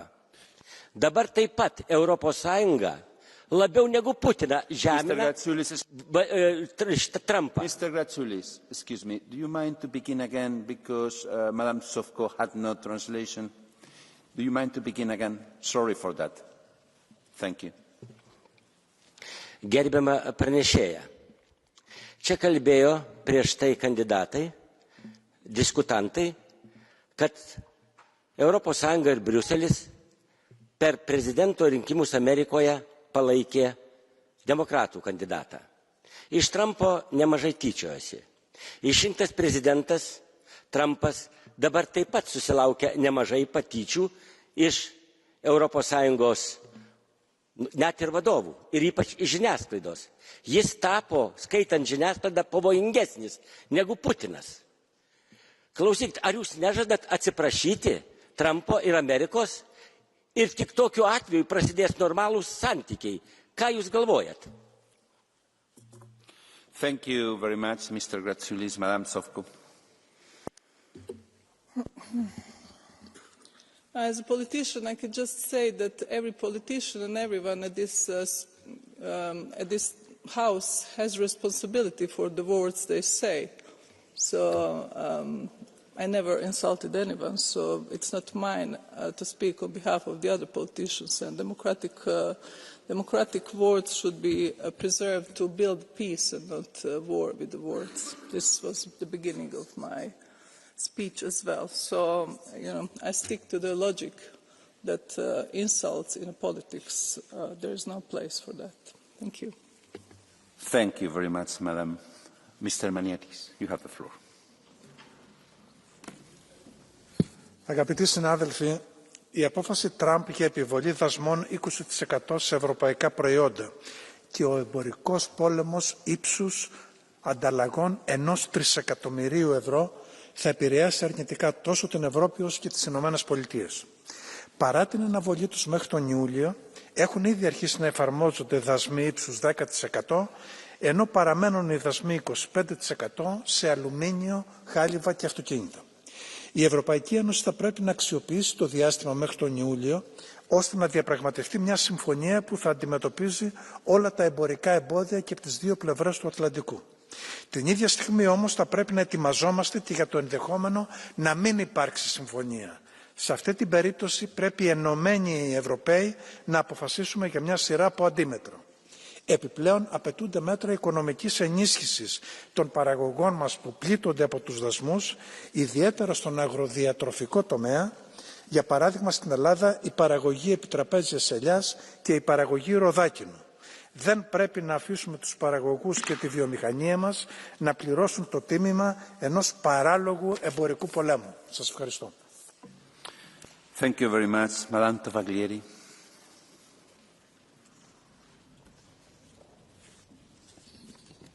Mentre l'Europa tratta sui dazi, i dazi sono già tra noi e non li ha messi Trump. Li avete messi voi in questi anni, quando avete tagliato le gambe alla manifattura, al commercio, all'agricoltura, con oneri burocratici che costano alle nostre imprese ogni anno 154 miliardi di euro, quindi molto più dei 100 miliardi di euro in cui sono stati stimati i futuribili dazi americani.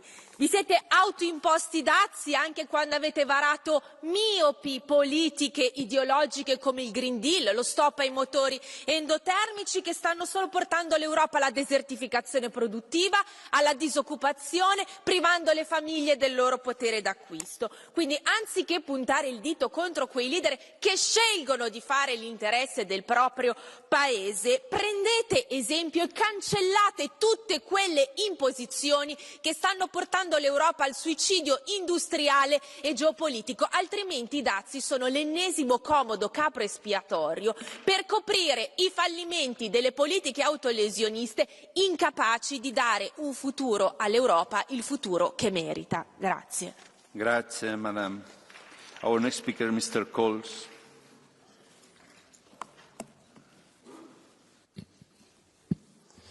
Dear colleagues, the US tariffs are harsh, but they remind us how critical it is to deepen, not weaken, our transatlantic bond. In a world of fast-moving competition, while we debate, others, especially authoritarian regimes, are moving fast to dominate emerging technologies and critical raw materials. This is a time to align. We need permanent EU trade representation, not just in Washington, but in the wider US, to identify, negotiate and remove the barriers that still hold back the transatlantic trade. But we must do so without compromising on our standards, food, safety, security, etc. Targeted coordination on critical sectors and technologies is what we should be locking in on. That includes improving customs processing, elimination of red tape and other measures that slow innovation on both sides of the Atlantic. And while I rarely quote Elon Musk, I'll agree with him on this. Europe and US should aim for a zero-tariff zone. So a stronger, freer trade relationship rooted in trust and common democratic ground is in both of our interests. Thank you. Thank you very much, dear colleague, Madam Karkasova.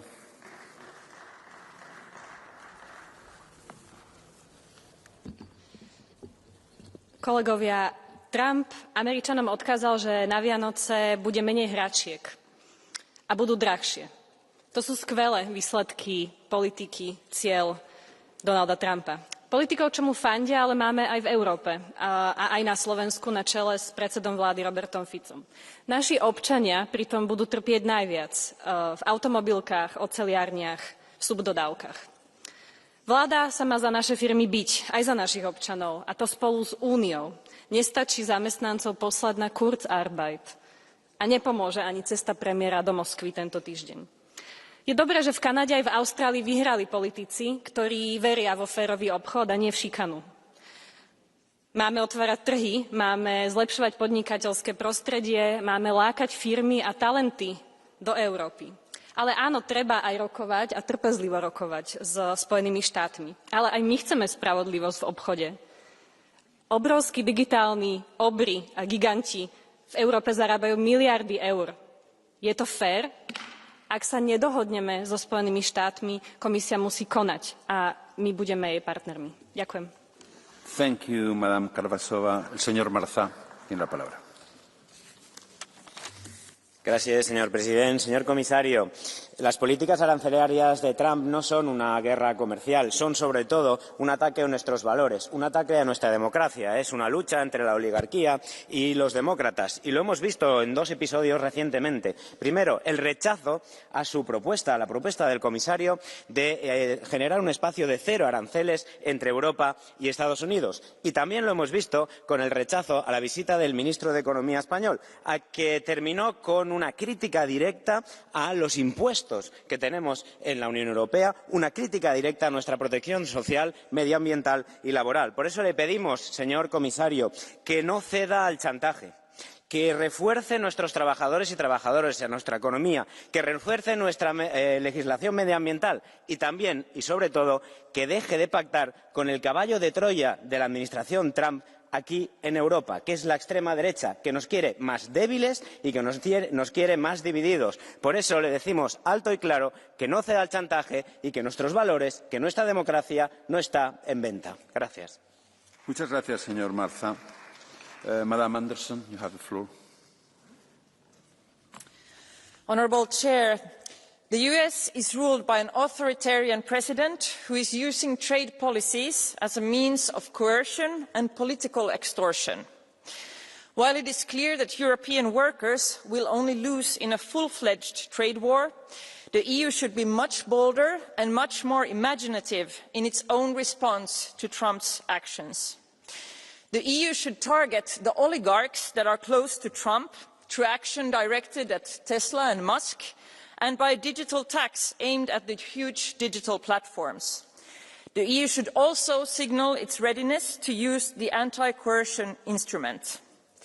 But most importantly, we need to make the European economy less dependent on US export. That means supporting internal demand in the European markets, and that means supporting real wage growth and also increasing investments. More than ever, we need to put people and workers first in our economic policy making. Thank you very much, dear colleague. Madame Niebler, you have the floor. Danke, Herr Präsident, Herr Vizepräsident, Herr Minister, liebe Kolleginnen, liebe Kollegen. US-Zölle treffen unsere Unternehmen ins Mark. Die Vereinigten Staaten sind unser wichtigster Handelspartner und viele Arbeitsplätze hängen hier in der Europäischen Union am Export. Wenn die US-Administration einseitig unberechtigt Zölle verhängt und uns damit letztlich den Zollkrieg erklärt, müssen wir entschlossen und vor allen Dingen gemeinsam handeln. Ich finde, dass die Kommission richtig reagiert hat. Besonnen, sie haben nicht sofort Gegenzölle verhängt. Sie waren immer zum Dialog bereit, für Verhandlungen offen, haben hart verhandelt. Aber die Kommission hat sich auch vorbereitet, Gegenmaßnahmen zu verhängen, sofort zu reagieren, falls die Zölle scharf gestellt werden. Ich denke, es ist wichtig, daneben noch neue strategische Partner zu finden. Auch da muss ich der Kommission ein Kompliment aussprechen. Sie sind in der ganzen Welt unterwegs. Mercosur-Abkommen ist abgeschlossen worden. Mit Indien wird verhandelt, mit den ASEAN-Staaten, mit afrikanischen Ländern. Ich begrüße alle diese Initiativen. Das ist genau der richtige Weg und bedanke mich und wünsche, dass Sie so weitermachen und erfolgreich auch weitere Handelsabkommen abschließen können. Vielen Dank. Vielen Dank, Herr Kollege. Madame Laurenti.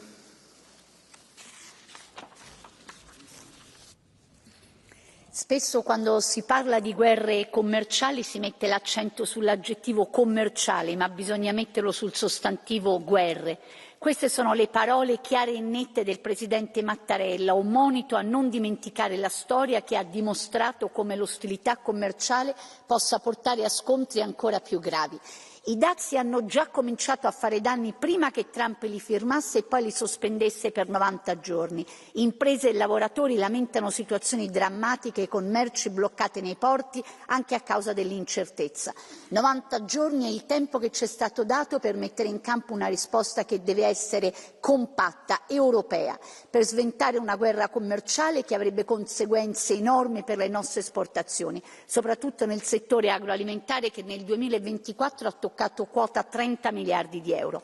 I dazi colpiscono settori strategici come quello dell'agricoltura, fatta di prodotti di qualità e rispetto al quale è centrale il ruolo rivestito dal Made in Italy. Tutelano invece prodotti di minore qualità. La posta in gioco è troppo alta, non possiamo permetterci divisioni e frammentazioni. Siamo ad un tornante della storia delicata e da come lo attraverseremo dipenderà il nostro futuro. Grazie, Madame. Mr. Cruz. You have the floor. Hartelijk bedankt, voorzitter.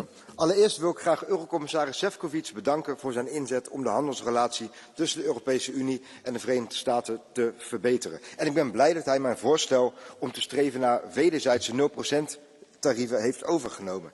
Maar, voorzitter, terwijl de commissaris probeert de plooien glad te strijken in onze handelsrelaties, zien we elders dat er zand in de machine wordt gegooid. Vorige week legde Brussel opnieuw boetes op aan Amerikaanse techbedrijven, Meta en Apple deze keer. De Amerikanen hebben al vaker gezegd dat zij zulke boetes zien als economische barrières, net zo schadelijk als tarieven. Dus mijn vraag is simpel. Is het niet contraproductief dat Brussel met de ene hand onderhandelt over het afschaffen van tarieven, terwijl het met de andere hand boetes uitdeelt die Washington als nieuwe tarieven beschouwt? Hoe denkt de commissaris dat dit helpt bij het sluiten van een goede deal?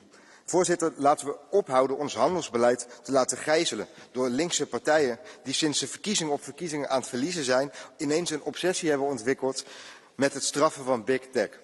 Handelsakkoorden bouw je immers met bruggen en niet met boetes. Dus laten we kiezen voor groei en niet voor ideologische vendetta's. Dank u wel. Thank you very much, dear colleague. Mr. Van Dijk. Dank u wel, voorzitter. Commissaris, collega's, meneer de minister, de aankondiging van de Amerikaanse president over de nieuwe handelstarieven, dat heeft wereldwijd onmiskenbaar voor een grote schokgolf veroorzaakt, ook hier bij ons in de EU. We evolueerden op een korte tijd van een op regels gebaseerd handelsbeleid naar een handelsbeleid dat gebaseerd is op macht en dat schaamteloos gebruikt wordt als drukkingsmiddel. Ik roep de commissie op om vooral het hoofd koel te houden, constructief en zelfverzekerd te onderhandelen, dat is nu de boodschap. Ook al aangehaald, een 0 voor 0 tarief op industriële goederen en het snelle douaneafhandeling zijn een win-win voor beide partijen. Maar bovenal mogen we ons als EU niet uit elkaar laten spelen of zelf ondoordacht de hoge tolmuren optrekken. Collega's, laat ons één zaak niet vergeten. Zowel in historisch als economisch perspectief gezien komen hoge handelstarieven altijd als een boemerang terug naar de afzender. Laat ons dat vermijden. Thank you very much, Mr. Van Dijk. Mr. Cohen.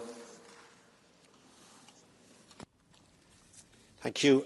Since the election of President Trump, I've constantly pointed out that the economic bond between Europe and the US is one of the strongest globally and of great mutual benefit, a relationship that tariffs, of course, will only damage. That is why I have repeatedly called for a strategic, measured and politically precise response to President Trump. I am satisfied that the Commission has so far reflected this, consulting Member States when drafting its counter-tariff list and rightly deferring action following the 90-day delay to give diplomacy a chance.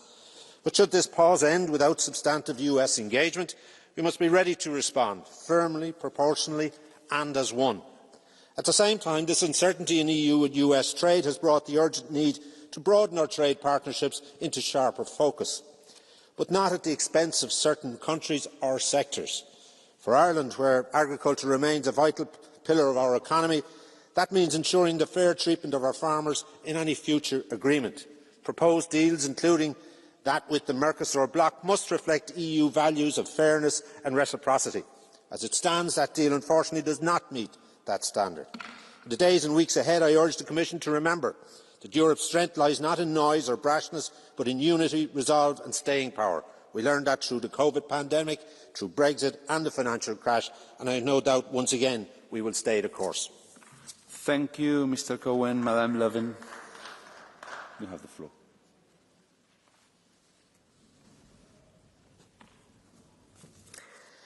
Herr talman! Donald Trumps tullar är skadliga för hela världen, inte minst för de allra fattigaste, för amerikanerna själva, och de är baserade på siffror som är tagna helt ur luften. Syftet tycks vara att destabilisera världen och utmana den regelbaserade världsordningen. Men människor världen över vill inte detta. Det visar också valen i Kanada och Australien nyligen. I båda länderna vann partier som tydligt sagt nej till splittring. Istället har man valt ledare som står upp för samarbete, som står upp för den internationella världsordningen, spelregler och rättvisa handelsrelationer. Det här är viktiga signaler och det är en påminnelse om att en annan väg är möjlig. Och det är just den vägen vi måste hålla fast vid. EU måste fortsätta att stärka banden med likasinnade länder. I ett handelskrig finns inga vinnare, bara vanliga människor som får betala mer för mindre. Därför måste EU stå upp för den rimlighet och det ansvarstagande som Trump-administrationen saknar. Tack. Thank you very much, Madame Levin. Madame Pereira.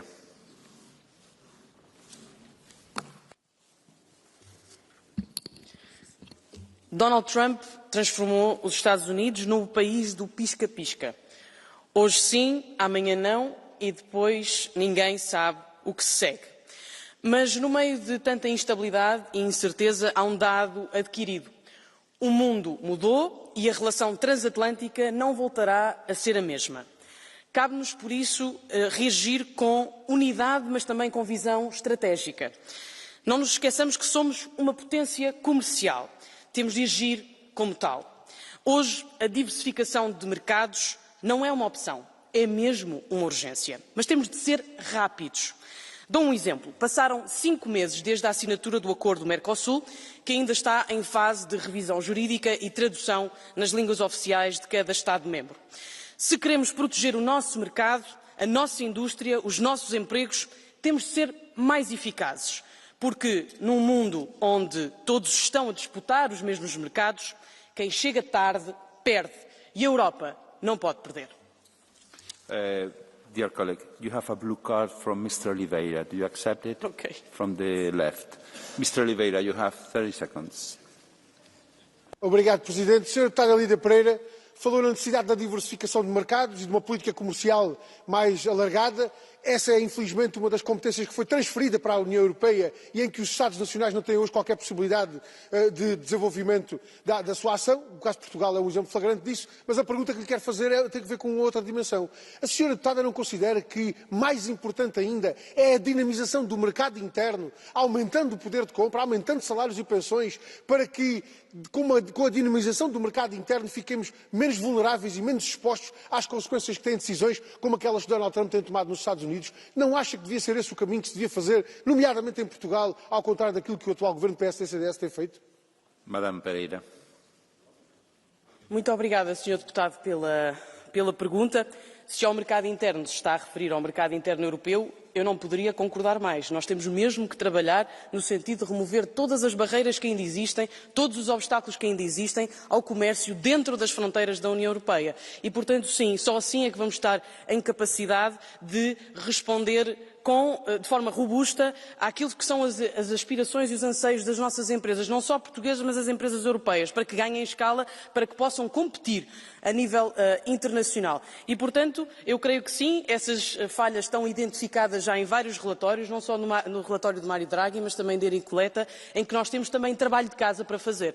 E, portanto, a estratégia passa por, sim, diversificar os nossos mercados no comércio internacional e, sim, eliminar as barreiras que ainda existem no mercado interno europeu. Muito obrigado. Señor Moreno.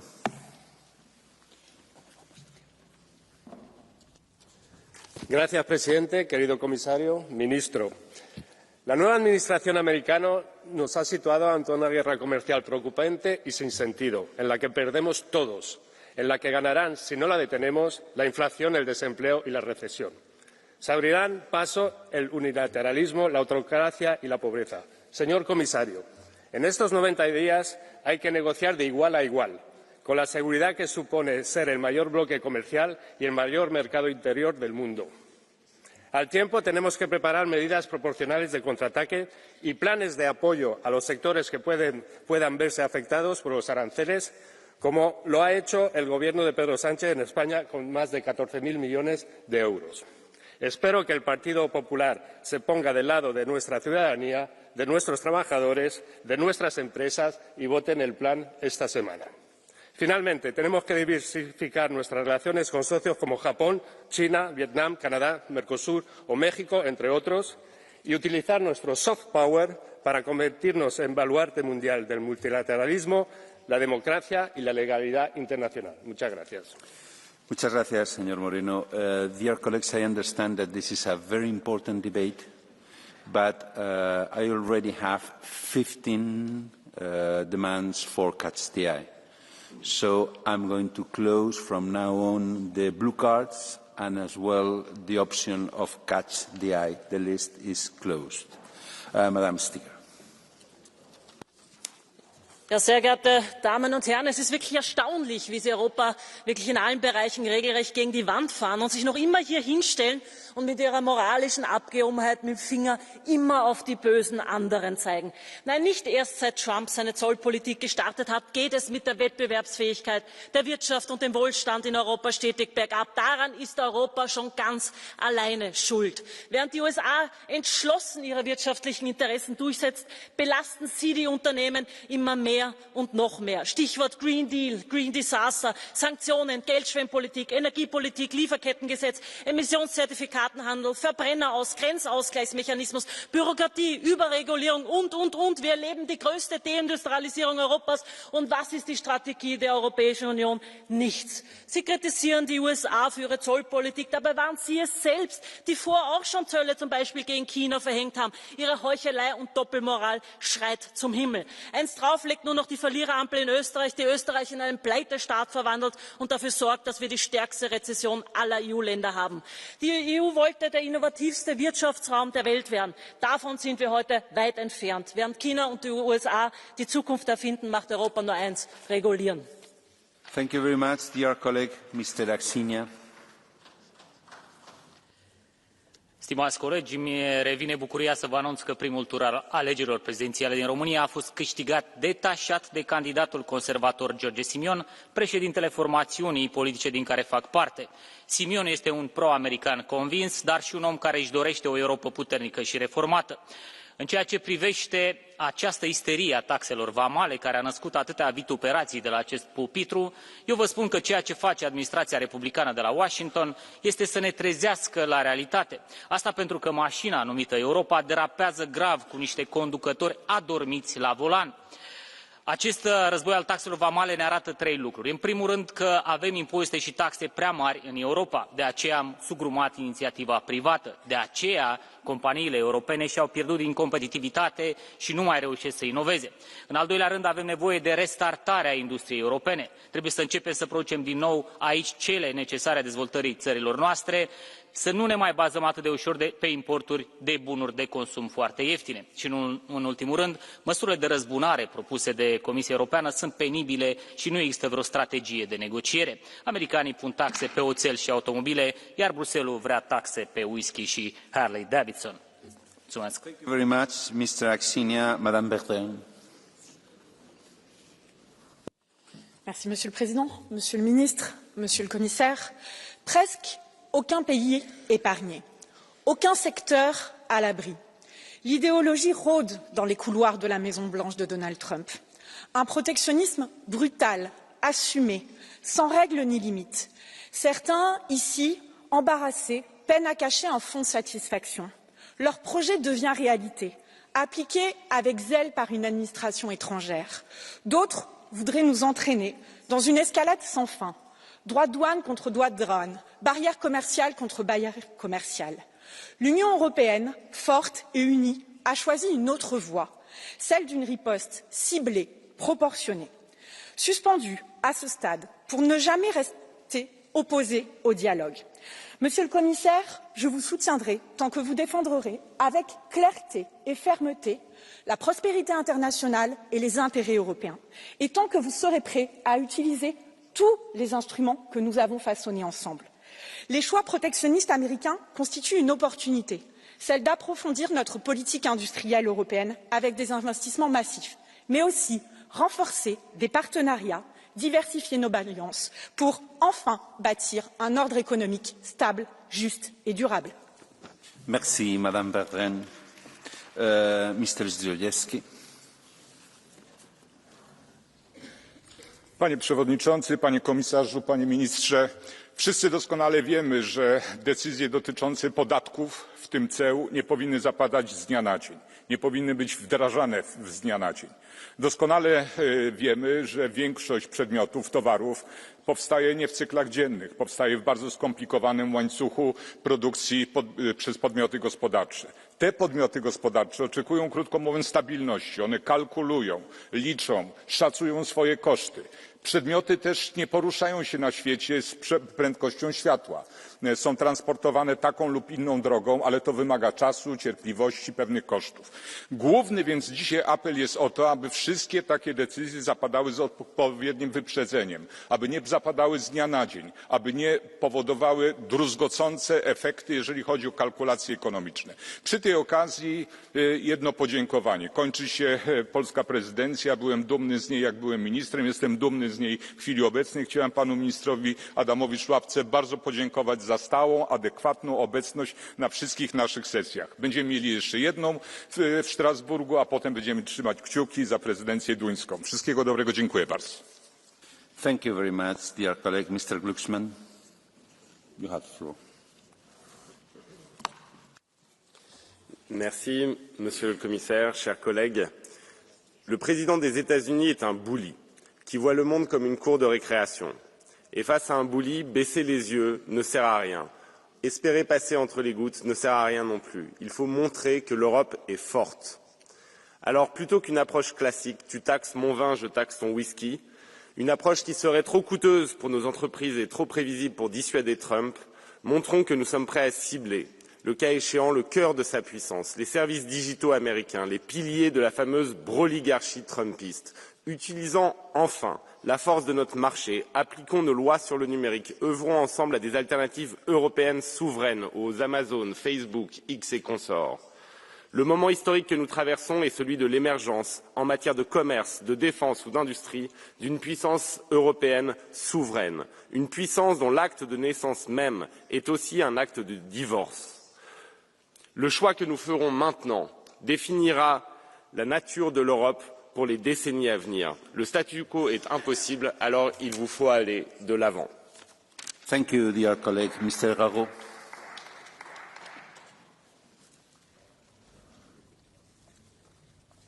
Merci, Monsieur le Président. Cela fait un mois que les États-Unis imposent une surtaxe de 25% sur les importations de voitures européennes. Un véritable coup de massue pour notre industrie automobile déjà exposée à une sévère concurrence asiatique. Ce n'est ni un accident ni une surprise. Donald Trump avait clairement annoncé ses intentions. Mais c'est surtout la conséquence directe de décennies d'absence de protectionnisme européen et d'ouverture de nos marchés à la terre entière. Sous couvert de transition écologique, la Commission européenne a détruit l'essentiel de nos filières industrielles, sacrifié nos motorisations thermiques, imposé de nombreuses normes destructrices et livré notre avenir automobile à la Chine sur l'autel du mondialisme et du tout électrique. Et pendant que les États-Unis et Pékin protègent leur industrie, Bruxelles subventionne à coups de milliards des ONG militantes responsables d'une propagande anti-voiture. Pire encore, la Commission vient de proposer l'instauration d'un contrôle technique annuel obligatoire pour les véhicules de plus de 10 ans et pour tous les automobilistes européens. Une mesure punitive, injuste et injustifiée techniquement qui ne vise qu'à culpabiliser, taxer et dissuader nos concitoyens d'utiliser leurs véhicules. Ce harcèlement est insupportable pour des millions de familles qui dépendent de leur voiture dans leur vie au quotidien. Les résultats sont là, une industrie étranglée, des citoyens accablés et une Europe hors sol, incapable de défendre ses intérêts. Il est temps de suspendre le Green Deal, de restaurer la préférence européenne et la souveraineté nationale, d'exiger la réciprocité et de relocaliser nos productions stratégiques. Il est grand temps de sortir du mondialisme, de restaurer les États-nations au sein d'une Union européenne des coopérations. C'est la seule solution d'avenir pour l'Europe. Je vous remercie. Merci, Monsieur Garot. Madame Maréchal. Merci, Monsieur le Président. Certains ici semblent découvrir que les États-Unis sont un concurrent commercial féroce. Pourtant, les précédents ne manquent pas, sous l'ère Biden et Obama, contre la banque BNP Paribas qui reçut une amende considérable, le rachat forcé d'Alstom, l'espionnage massif révélé par Snowden. Ceux qui ont autrefois favorisé notre dépendance militaire et économique redécouvrent aujourd'hui les vertus de la souveraineté et même du protectionnisme. Ironiquement, on pourrait dire merci à Donald Trump pour cela. Face à cette réalité, certains proposent d'aggraver encore notre déficit commercial avec la Chine. Ceci n'est pas une stratégie. Face au risque d'augmentation des droits de douane, la seule réponse durable, c'est un changement de modèle économique. Il n'y a pas de compétitivité possible tant que notre énergie coûtera 4 à 5 fois plus cher qu'aux États-Unis ou en Chine. Alors plutôt que de critiquer Donald Trump, la priorité de l'agenda européen devrait être la baisse du coût énergétique et donc la sortie des objectifs irréalistes du pacte vert, la relance du nucléaire, l'autorisation de nouveaux forages et l'investissement dans des énergies renouvelables non intermittentes comme la géothermie. Merci, Madame. Senhor do Nascimento Cabral. Muito obrigado, Sr. Presidente, Sr. Comissário. A União Europeia e os Estados Unidos representam cerca de 30% do comércio global, pelo que a imposição de tarifas impacta diretamente as nossas empresas e, sobretudo, os consumidores, ao refletirem-se nos preços finais, que aumentaram já cerca de 12%. Há 3 premissas que devem ser seguidas pela União Europeia. Negociar, porque não podemos desistir do nosso aliado de sempre e as relações transatlânticas são mais do que economia e balanças comerciais e exigem compromissos, pois assentam em valores, segurança e cooperação estratégica e transatlântica, com especial importância para o eixo atlântico, onde Portugal e os Açores têm um papel relevante. Incentivar novas oportunidades de diversificação de parcerias comerciais e destaque os acordos com o Mercosul, México e África do Sul. Sempre que Trump nos feche uma porta, a União Europeia tem de abrir uma janela. Reforçar o nosso mercado interno, pois um estudo recente do Fundo Monetário Internacional estima que os custos das barreiras regulatórias dentro da União Europeia equivalem a tarifas de 44% nos bens e até 110% nos serviços. Reduzir estas barreiras mais do que mitigará o impacto das tarifas externas. Uma posição firme e coordenada da União na defesa dos seus interesses, com autonomia estratégica e com um mercado interno robusto, é a melhor garantia perante ameaças externas, venham elas de onde vierem. Muito obrigado. Muito obrigado, caro colega. Senhor Assis. Graças, Sr. Presidente, Sr. Comissário. A nova liderança americana apresenta-se com um propósito claro: destruir a ordem global assente no direito internacional e substituí-la por uma visão transacional da relação entre Estados, onde, inevitavelmente, o mais forte domina e impõe. Devemos deixar claro que o mercantilismo proteccionista nunca foi e não será a solução e que as tarifas impostas pelos Estados Unidos representam um retrocesso penalizador da economia global, dos consumidores, sobretudo dos mais pobres e das empresas. Neste contexto, a Europa deve afirmar-se como a região do livre comércio e deve reforçar os laços com parceiros que nos são mais próximos. O acordo União Europeia-Mercosul ganhou, por isso, uma importância vital, não apenas pelo seu potencial económico, mas sobretudo pela sua dimensão geoestratégica e pela afirmação de valores comuns como a democracia, o Estado de Direito e os direitos humanos. Há, contudo, um elemento essencial que não podemos perder de vista neste momento. Enquanto Donald Trump e a sua administração são circunstanciais, a aliança transatlântica é duradoura e essencial. A Europa deve reagir com firmeza, mas também com inteligência e ponderação perante uma política errada e errática, que prejudica, aliás, em primeiro lugar, a própria população norte-americana. Muito obrigado. Mr. Vondra. Thank you, Chair. The dynamism, openness and highly skilled workforce of the US economy are some of America's greatest strengths. But President Trump's tariff-driven protectionism risks undermining these very foundations. After World War II, free trade helped rebuild Europe, lifting millions into prosperity and ensuring long-term peace and stability. That legacy must be defended. The European Union must champion free trade as a source of growth and resilience. We cannot afford to fall into the trap of rising protectionist sentiment. I am encouraged that the European Commission remains committed to the trade agreements. The path ahead is clear. We need more pragmatism, less green regulation and taxation, and to promote openness as much as we can. Thank you, Mr. Vondra. Mr. Altola, you have the floor.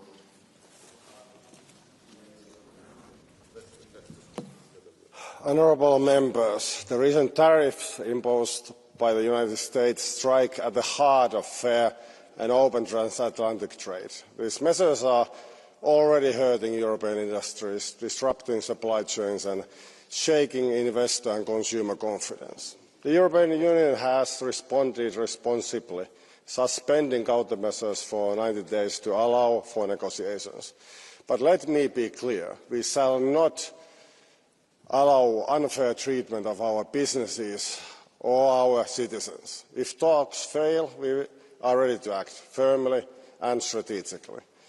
We have to communicate our resolve clearly. Honey talking does not ultimately work with President Trump. This is not just about economics, it's about standing up for European interests and for our collective defence. Europe is open to dialogue, but not open to intimidation. Thank you.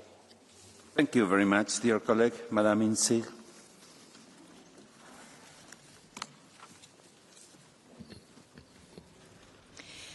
To the President of USA, Trump, you are a loser. Because there are no winners in this trade war. It drives up prices, destroys jobs, stifles growth and hits the most vulnerable the hardest. It affects everyday people the hardest. Trump's heavy tariffs are disturbing supply chains, and in a few weeks, shelves in the US could be empty.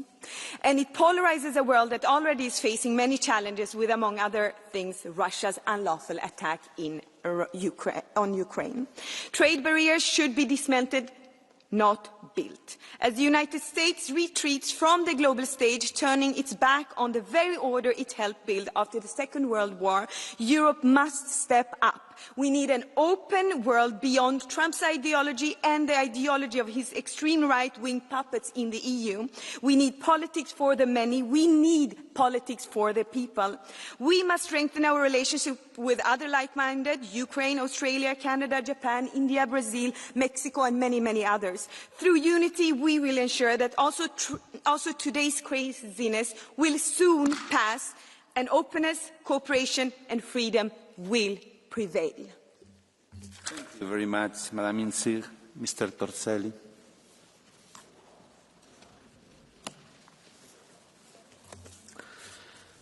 Caro Commissario, credo che la riflessione sulle relazioni commerciali tra Europa e United States debba oggi svilupparsi su due differenti piani. Il primo, su cui penso e spero siamo tutti d'accordo, è che l'Unione Europea debba dare una risposta univoca alle sollecitazioni che arrivano dall'altra sponda dell'Atlantico. Il secondo è che questa risposta non può essere solo il braccio di ferro, perché questo significherebbe mettere a repentaglio le nostre filiere produttive. Qualcuno in quest'Aula questa mattina ha parlato di sanzioni. Ci rendiamo conto, Commissario, cosa significherebbe applicare delle sanzioni, semmai a chi? L'Europa deve pensare invece alla diversificazione dei mercati, alla tutela dei produttori, allo scambio equo delle merci. E la lascio con una riflessione, caro Commissario. Visitando aziende sul territorio, i nostri imprenditori non si dicono preoccupati soltanto per i dazi americani. Tutti ci chiedono di rivedere le folli decisioni prese in quest'Aula nella scorsa legislatura che hanno imposto alle nostre imprese costi assurdi e standard irrealizzabili. Iniziamo con rimuovere questi dazi che l'Europa ha imposto a se stessa e andremo in una direzione migliore. Abbiamo grande fiducia in lei, Commissario. Grazie, onorevole. Mr. Ratas. Austatud president, head ametikaaslased ja volinik. Euroopa Liidu ja Ameerika Ühendriikide kaubandussuhted on aastad olnud meie tugevuse lahutamatu osa. Eelmisel aastal ulatus kahepoolne kaubavahetus muljetavaldava 865 miljardi euroni. Meid seovad ka ühised väärtused, demokraatia, õigusriik ja turumajandus. Võimalik tollitariifide kehtestamine ähvardab lüüa mõra meie koostööle. Segadust on hetkel veel üsna palju, kuid solvumine ja emotsioonid ei tohi praegu domineerida. Euroopa peab jääma ühtseks ja kindlaks. Eesti väikese ja avatud majandusega riigi esindajana ütlen selgelt, me vajame reeglitel põhinevat kaubandust, mitte suva järgi seatud tollimüüre. Samas ei saa me lubada, et meie ettevõtted ja töötajad satuvad ebaõiglase surve alla. Toetan Euroopa Komisjoni püüdlusi leida parim lahendus läbirääkimiste teel. Samal ajal peame tugevdama oma siseturgu, vähendama strateegilisi sõltuvusi ja looma uusi rahvusvahelisi partnerlussuhteid. Tänan. Dear colleague, Mr. Krista. You have the floor.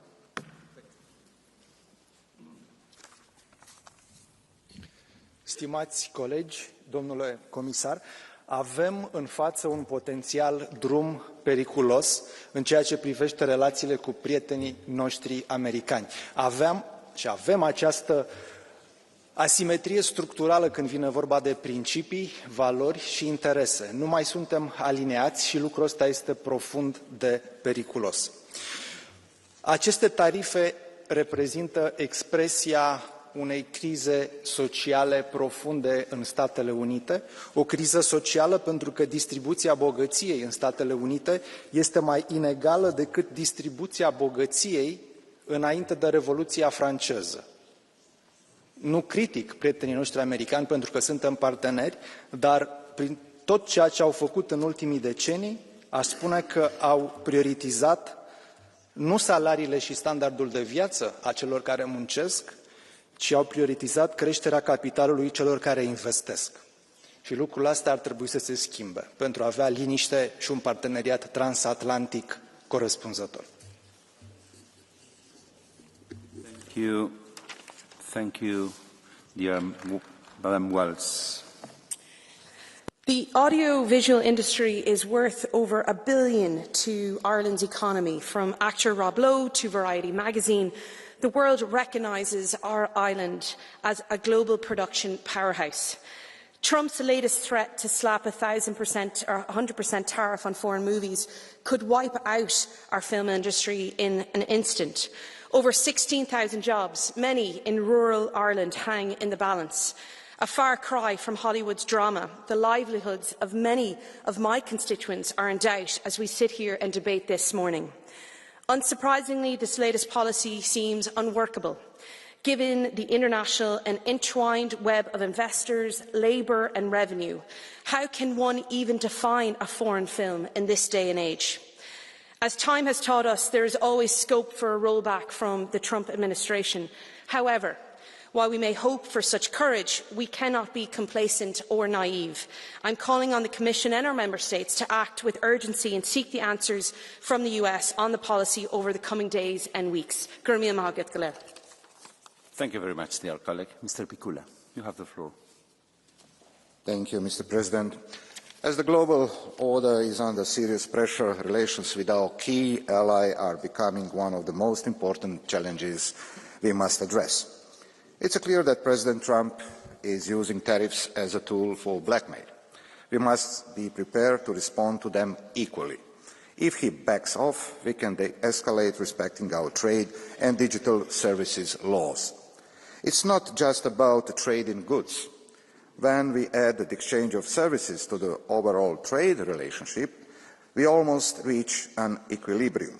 While politics on the other side of the Atlantic is currently arbitrary and transactional, the European Union must be a factor of global stability and conducts politics clearly and based on facts.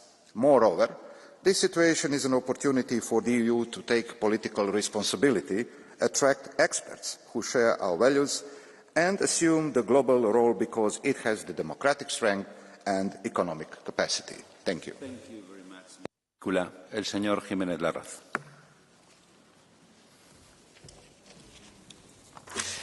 Gracias, presidente. La fuerza de Europa ante este desafío reside en su unión comercial. Somos un mercado decisivo a nivel global.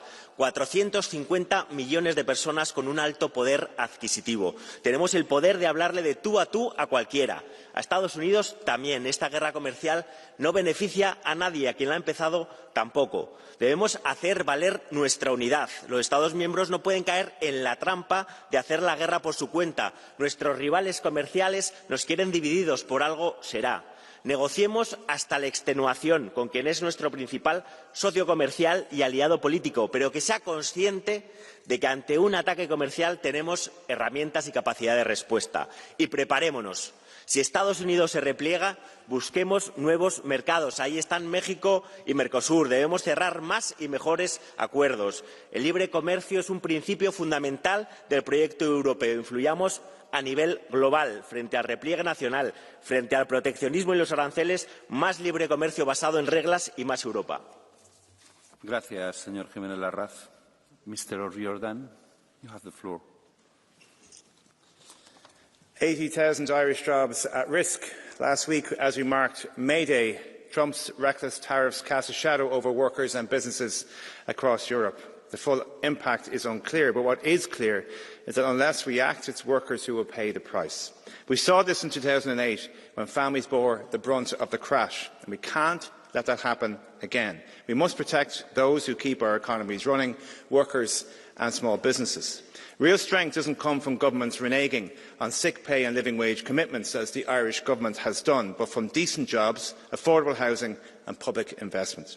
These tariffs are really about a perverse perception of power, and Europe must respond with unity and resolve.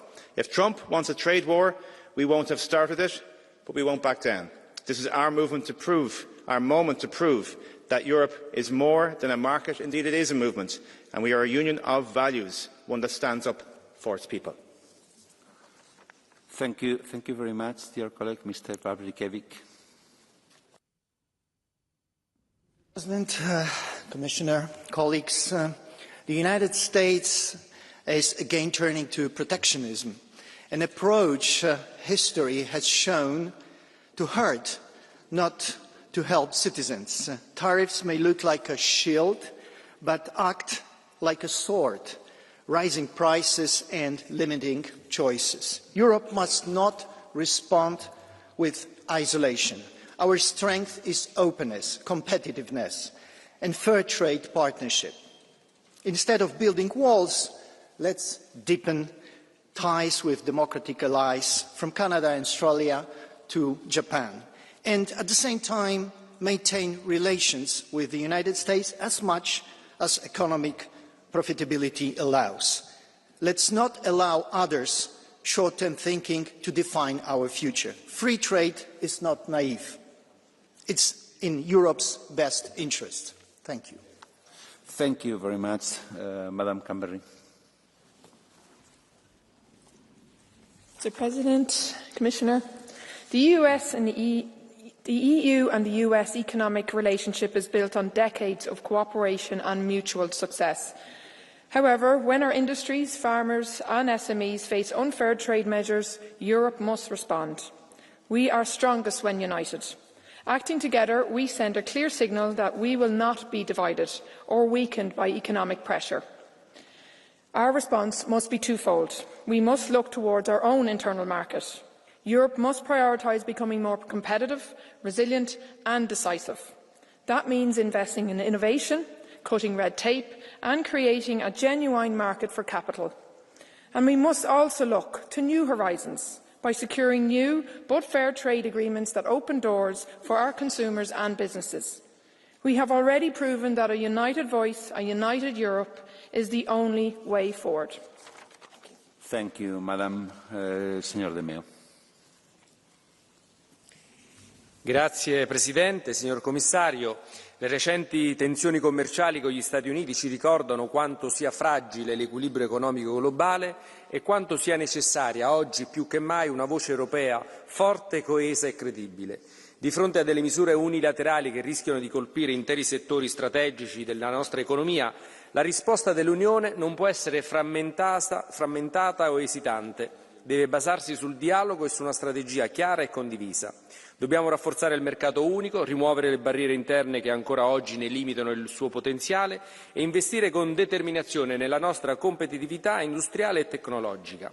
Ma il vero obiettivo deve essere più ambizioso: costruire una partnership economica strutturata con gli Stati Uniti e con il Canada, con zero dazi, con un libero scambio equilibrato e regole comuni che tutelino imprese, lavoratori e consumatori. Non possiamo limitarci a inseguire le scelte altrui. L'Europa ha le carte in regola per essere protagonista nel commercio, ma potrà farlo solo se parla ad una sola voce, rafforza la propria autonomia strategica e agisce con coraggio e serietà e lungimiranza. Un'Europa forte non teme il confronto, ma lo guida. Grazie, onorevole. La señora Crespo. Gracias, presidente. Gracias, comisario. Colegas, los 90 días nos dan un respiro y yo creo que la Comisión Europea lo está haciendo bien. Está siendo flexible, pero también firme. Sabemos que la guerra comercial no beneficia a nadie, pero Estados Unidos no lo sabe a pesar de que se está resintiendo. En 2018 nos cogió esto de otra manera, pero ahora tenemos legislación para poder utilizar. La política arancelaria tiene que tener constancia, seriedad y unión. Ni viajes a China inoportunos, ni, por supuesto, en este caso, una postura incondicional con Trump. La unidad de acción es fundamental. Y un acierto, la retirada de los aranceles a la soja y al gas natural. Y además la retirada del bourbon y del vino. El sector agroalimentario tiene que estar fuera porque no aguanta, no tiene colchón. Los costes de producción son elevados y, como dice Letta y como dice Draghi, en estos momentos tenemos que tratar la simplificación en muchos sectores y también en el sector agroalimentario. Garantizar la soberanía alimentaria para ser más resilientes. Y acuerdos comerciales sí, pero evitando la competencia desleal. Gracias.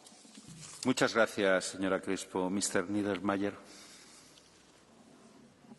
Thank you, Mr. President. Dear colleagues, US tariff policy is just wrong, not only for all the world, but also for US firms and businesses.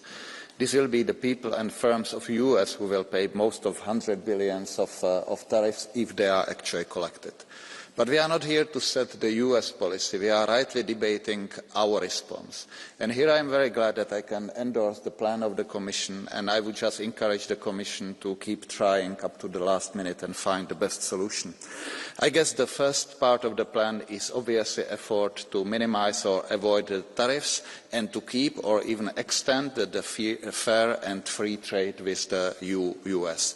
If you ask me if it's likely, I don't know. So that's why we should have the plan B that is proportionate. Secondly, we should extend where possible the trade with the third country and also coordinate on possible responses. But the most important and most effective way is to deepen and complete the single market. There is no excuse for not doing that because this will give the prosperity and stability of the European economy. Thank you. Thank you, dear colleague. Madame Terlac. Sinds Trump geïnstalleerd is, zijn de termen importheffingen en handelstarieven nog nooit zo populair geweest. Zijn protectionisme en onvoorspelbare beleid hebben de wereldeconomie op scherp gezet. De VS onder Trump is niet de stabiele partner die Europa gewend was. We moeten eerlijk zijn. Trump is onvoorspelbaar en dat blijft zo.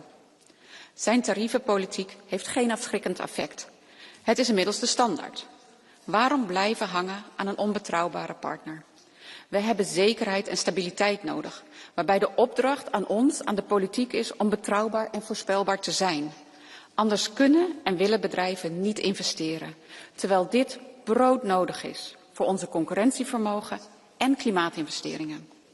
Europa en Nederland moet haar handelsstrategie herzien. We moeten verder kijken naar andere markten. Oekraïne, India, Afrika, Zuid-Amerika bieden allemaal kansen voor nieuwe handelsovereenkomsten.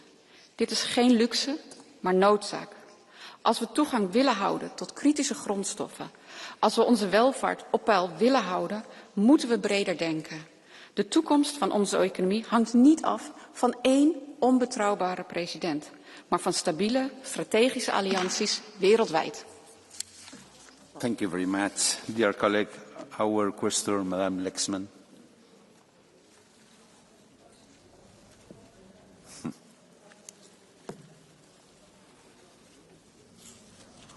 Ďakujem za slovo. Vážení kolegovia, pán komisár, v týchto dňoch si pripomíname 80.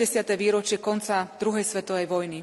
Európa, ako ju poznáme, bola postavená na silnom transatlantickom zväzku a na spoločných hodnotách.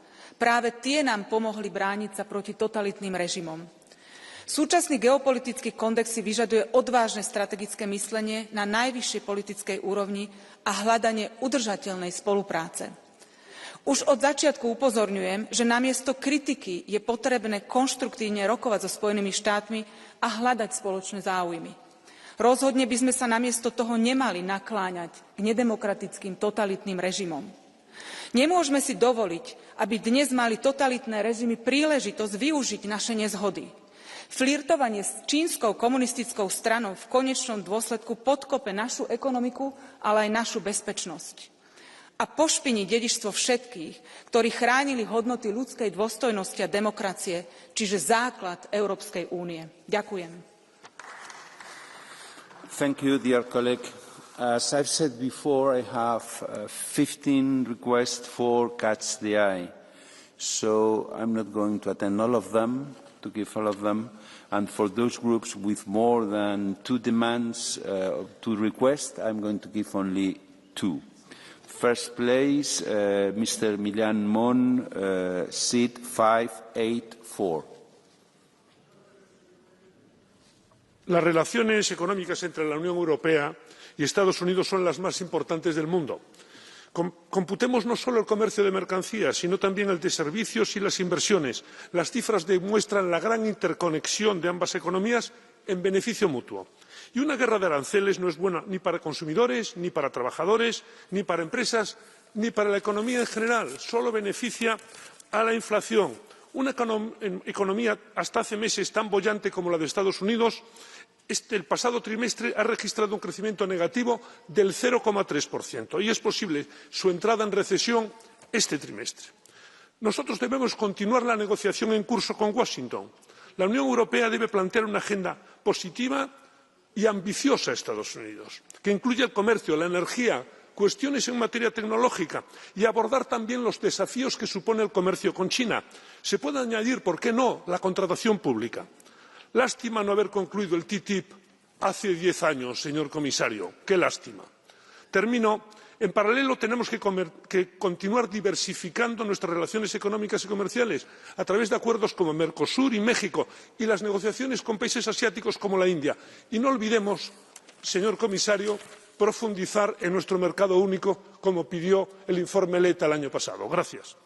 Gracias, señor Millán Mon. La señora Grappini.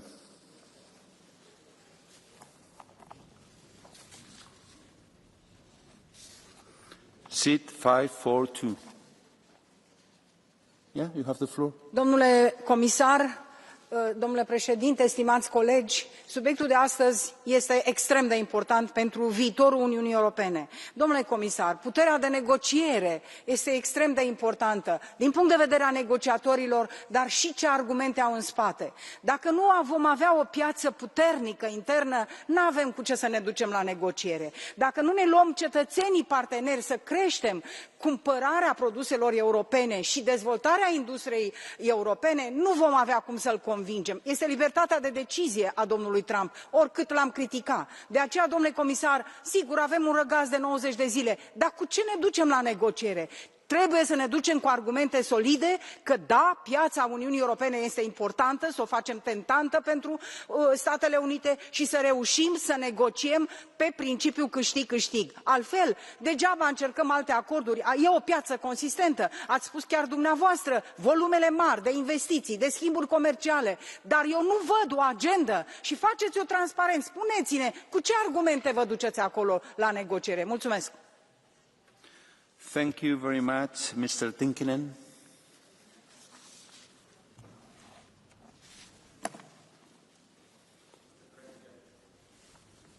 Mr. President, our greatest adversary is not the United States, but a dictatorship far more dangerous to Europe's trade future, China. It is quite astonishing that some in Europe have started to seek closer cooperation with the Chinese dictatorship as a response for the US. You are willing to turn a blind eye to what China presents just to get to show your middle fingers to the other side of the Atlantic. Are you really that childish? You are all acting like a bunch of high school divas. But I say we take a different approach. I say we grow up and work towards finding a meaningful agreement with the United States, one that benefits both parties. And we can start by cutting back on our dependence on China. Let's do that for our own sake as well, before it's too late. Thank you. Thank you. Madame Boutmans. Meneer de voorzitter, meneer de minister, commissaris, als je hier vandaag het debat deze ochtend beluisterd hebt, dan is de lijn, vind ik, heel duidelijk. Het is geen technisch debat. We willen ook niet escaleren, echt niet, dat heb ik hier heel goed gehoord. Maar we willen ook niet met ons laten sollen, meneer de commissaris. We moeten, denk ik, naar de boelie toe heel duidelijk zijn. En ik voelde dat hier. En misschien is wel het beste wat ik hier vandaag ook voel, is dat we zeggen, kijk, dit is ons beste bod. Een nultarief aan beide zijden. Zero tarieven hier, zero tarieven ginder. Zeg maar, meneer de president Trump, wanneer je klaar bent om te onderhandelen. En ondertussen gaan wij akkoorden maken met Canada, met Japan, met andere landen, handelstarieven afsluiten waar we allebei beter van worden en niet waar we slechter van worden. En ik denk, collega's, dat dat de lijn moet zijn. Europa is bereid tot veel, maar we zijn geen stommerikken. Wij willen onze burgers en onze bedrijven beschermen. Dank u wel. Thank you very much, señora Sens, en SIT 247. La guerra comercial de Trump es un síntoma de una crisis estructural, la del orden neoliberal que ha gobernado desde los años 80 el comercio global. Y toda crisis es una oportunidad, no para volver a lo de antes o para imitar a Trump en una dinámica autodestructiva, sino para repensar el modelo desde parámetros más justos. Y eso significa muchas cosas, pero entre otras, fortalecer la soberanía democrática de nuestra economía, condicionar las importaciones al respeto de los estándares laborales y medioambientales. Significa también crear un espacio digital propio, europeo, apostar por una multilateralidad más equilibrada y también significa condicionar, impulsar un control público de los sectores económicos estratégicos. Frente a los muros que levanta Trump, Europa debe levantar derechos. No debemos combatir el neoproteccionismo de Estados Unidos al servicio de las élites locales con más neoliberalismo al servicio de las élites globales. Y por eso otro mundo y otro comercio es posible y urgente. Muchas gracias. Gracias, señora Sens. Mr. Botenga, SIT 124.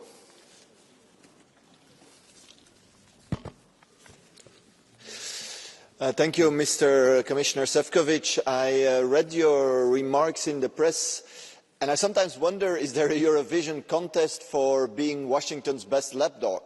Because honestly, Trump threatens us, and your reaction is, well, we might import more shale gas. Yes, that's going to cost us very, very dearly. Our workers will pay more. It's going to pollute our planet, but we'll do it. Please be nice to us. The agricultural produce, I think you spoke about more beans on the EU market. Why do we want to reward him? Or China? You say, yes, let's be tougher on China. This will mean increased prices for European consumers and less access potentially to technology for our economy. Now I think if you really want to react to what Trump is doing and what you would do if you'd be attacked by, I don't know, China with a trade war, Russia or whatever, would be to invest in our own infrastructure. Why don't we take, I don't know, public energy companies? You know, they can guarantee cheap, affordable energy to industries and to workers. Or diversify our relations also with China and with all these other countries that have been mentioned. That is the strategy and that is what we need. Thank you. Thank you very much. Mr. Papadakis, seat 811. Η επιβολή δασμών από τις Ηνωμένες Πολιτείες, η ανταλλαγή δασμών και αντίμετρων μεταξύ Ηνωμένων Πολιτειών και Κίνας αποτελούν τμήμα του ανταγωνισμού τους για την πρωτοκαθεδρία στο διεθνές καπιταλιστικό σύστημα, στο οποίο η Ευρωπαϊκή Ένωση και η Ρωσία εκπληρώνουν το δικό τους ρόλο υπέρ των μονοπωλίων. Εμπορικοί πόλεμοι, κυνήγοι σπάνιων γεών, πηγών και δρόμων μεταφοράς ενέργειας και εμπορευμάτων συνδέονται άρρηκτα με τις αιτίες των πολέμων, ενώ τεράστια κεφάλαια συσσωρεύονται προετοιμάζοντας έδαφος για νέα οικονομική κρίση του εκμεταλλευτικού συστήματος. Οι λαοί της Ευρώπης δεν έχουν κανένα συμφέρον να στρατευτούν με τους πολεμικούς και εμπορικούς σχεδιασμούς της Ευρωπαϊκής Ένωσης, ούτε με τους ανταγωνιστές της. Το μόνο σίγουρο είναι ότι ο βαρύς λογαριασμός πολέμων, δασμών και κυρώσεων θα φορτωθεί στους λαούς, γι' αυτό πρέπει χαράζοντας αφοτελή δρόμο να απαιτήσουν καμία θυσία για τα κέρδη και τους ανταγωνισμούς τους, σηκώνοντας ψηλά τη σημαία των διεκδικήσεων των σύγχρονων αναγκών και δικαιωμάτων. Στην πράξη αποδεικνύεται ότι για να κερδίσει ο εργαζόμενος λαός πρέπει να χάσει το μεγάλο κεφάλαιο. Thank you very much. Madame Janovici Sosoaka, seat 859. Mulțumesc. Nu știu cum credeți dumneavoastră că negociați cu cineva pe care l-ați jignit înainte să fie ales și după ce a fost ales. Nu știu de ce nu vă invită nimeni. Pe mine m-au invitat republicanii și administrația prezidențială și la Washington CPAC și acum 3 săptămâni la Mar-a-Lago. Și vă spun că am vorbit direct cu ei. Se poate vorbi, dar discutăm aici despre economie. Dumneavoastră, când angajați oameni sau îi puneți pe listă, îi întrebați care sunt opțiunile lor sexuale, în loc să întrebați care sunt opțiunile lor economice și ce pregătire au. Cu tot respectul, dar dumneavoastră distrugeți Europa. Trump își apără cetățenii săi și țara sa. Dumneavoastră ați distrus Europa. Vorbiți de dictatură în Statele Unite ale Americii, voi socialiștii ați fost acolo? Păi mai dictatură ca în Europa nu cred că e nici în Coreea de Nord. Și ați distrus democrația din România, unde ați intervenit în alegerile noastre, de avem alegeri fraudate, ilegale, neconstituționale și ați interzis candidați în frunte cu mine. Asta ar trebui să vă gândiți, cum să faceți Europa să fie democratică și România mare din nou. Thank you very much, dear colleague. Mr. Oliveira, seat 125.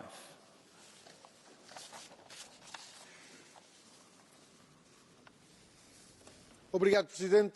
Sr. Comissário Sefcovic, a resposta à política de tarifas de Trump tem que assentar em 3 elementos essenciais. Primeiro, o reforço do mercado interno com o aumento do poder de compra, apoiando políticas de aumento de salários e de pensões. Reforçando o nosso mercado interno, temos uma economia menos dependente, menos vulnerável, menos exposta às decisões que outros tomam, sobretudo quando elas nos são prejudiciais.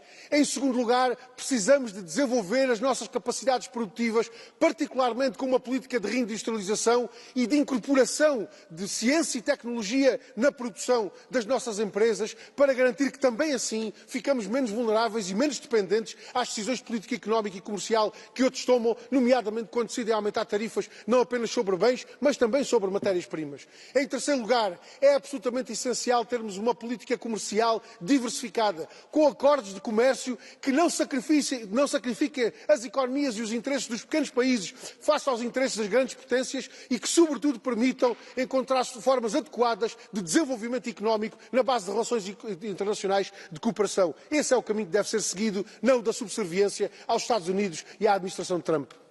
Muito obrigado. La signora Miranda, seat 186. Muito obrigada, señor presidente. A pausa do medo, a chantaxe e os delirios do señor Trump non pode ser o motor para a nosa política comercial europea. Non podemos ceder a chantaxe dese líder autoritario. É necesario avaliar inmediatamente o impacto das taxas impostas por Trump. Ameaza direta á soberanía dos nosos povos, ameaza da economía e do emprego e ameaza ao direito internacional. No meu país, a Galiza, a política intervencionista do Sr. Trump ameaza o sector metalúrgico e do viño, o sector automotivo e tamén outros sectores. Precisamos, señor comisario, investimentos neses sectores estratégicos. Tamén precisamos independencia estratégica e tamén, señor comisario, capacidade produtiva e protexer a nosa industria para evitar o dumping no emprego, o dumping social e económico. Muito obrigada. Gracias, señora Miranda. Señor López Aguilar. Seat 379. Comisario Sefcovic, es evidente que el regreso de Trump a la Casa Blanca ha significado una patada al tablero del desorden global y que la disyuntiva está despejada en este debate. No cabe ni achantarse ni desbaratarse, solo cabe una reacción unitaria de defensa de un mundo basada en reglas y en el multilateralismo, también en el comercio global. Pero hay un mensaje que no ha emergido todavía y en el que tenemos que ser especialmente unánimes, y es en decirle a Trump que the EU was not meant to screw the US, que en ningún caso la Unión Europea se hizo para fastidiar a Estados Unidos. La idea europea es endógena, la idea europea tiene valor en sí misma y la idea europea tiene que afirmarse con autonomía, autonomía estratégica y también autonomía frente a esas medidas unilaterales ante las que solo cabe oponer contramedidas justas y proporcionadas, pero sobre todo afirmando la autonomía y la razón de ser de la Unión Europea. Gracias, presidente. Gracias, señor Fernández López Aguilar. Next speaker, Madame Annunziata, seat 382. Grazie commissario, parlerò in italiano. Lei mi perdonerà se non parlo di dazi ma di Gaza. Queste due vicende in realtà rispondono alla stessa idea di politica, la sostituzione da parte di Trump dell'interesse pubblico con quello privato. Tutti sappiamo che tra 6 giorni il presidente Trump sarà a Gerusalemme nella sua prima visita internazionale e Bibi Netanyahu, il suo governo, ha pensato di presentargli in quella situazione un regalo. Sappiamo dal piano che è stato approvato ieri che il governo intende invadere Gaza per spostare i palestinesi dal loro territorio e intende poi affidare il loro benessere solo alle organizzazioni di beneficenza private. Questo significa una cosa molto importante, significa l'abolizione di un'altra pagina della nostra democrazia che è stata fatta di società di intermediazioni, di una politica di intermediazione. Fuori saranno dunque le organizzazioni umanitarie, quelle degli Stati, quello stesso ONU in definitiva, ma anche le nostre. Io guardo a questo anno che sono stata qui e non ho notato altro che l'incapacità di fare differenza in Palestina. Ma non preoccupatevi, i fantasmi dei fallimenti stanno sempre alle nostre porte. Our next speaker is Mr. Andriukaitis, seat 309. Thank you. Dear Commissioner, dear Maros, I welcome your today's statement. The predictable unpredictability of Trump's policies is a challenge. And Trump's brutal tariff war and nationalist protectionism are a real threat. We must stay united and determined in promoting and defending rule-based global trade and multilateralism. And of course, we need to intensify trade with other markets like Mercosur, modernize and capitalize on our benefits of existing free trade agreements with Canada, Mexico. But we must urgently complete our single market, urgently provide EU-wide targeted support for impacted European industries and our affected regions. State aid to our industries and small and medium medium enterprises is necessary. We must buy European goods and services and promote made in Europe products. Our strategic industrial and autonomy demands it. Thank you. Thank you very much. Our last speaker, Mr. Jonski. Seat 494. Bardzo dziękuję. Szanowny Panie Komisarzu, wartość ceł nakładanych przez Stany Zjednoczone na unijny eksport to wzrost 7 miliardów w 2023, 7 miliardów euro, do 81 miliardów euro w 2025. To jest prawie 74 miliardy euro więcej. Około 70% produktów unijnych eksportowanych do Stanów będzie podlegać dodatkowej opłacie. Oczywiście najbardziej dotknięty zostanie sektor motoryzacyjny. Unijny eksport warty mniej więcej 66 miliardów euro zostanie obłożony w kwocie 16,5 miliarda euro dodatkowymi opłatami. To również dotyczy mojego kraju, bo produkujemy 800 tysięcy samochodów, pracuje 200 tysięcy osób w tym sektorze. Mówiąc wprost, globalna gospodarka może stracić nawet 7% PKB, to równowartość gospodarek Niemiec i Francji razem wziętych. Unia Europejska nie chce wojny celnej, ale chce partnerstwa, dlatego ta propozycja zerowych ceł w dwie strony jest bardzo rozsądnym i oczekiwanym z dwóch stron, myślę, propozycji. Bardzo dziękuję. Thank you very much, dear colleague. And now to close the debate on behalf of the Commission, Commissioner Sefcovic, you have the floor.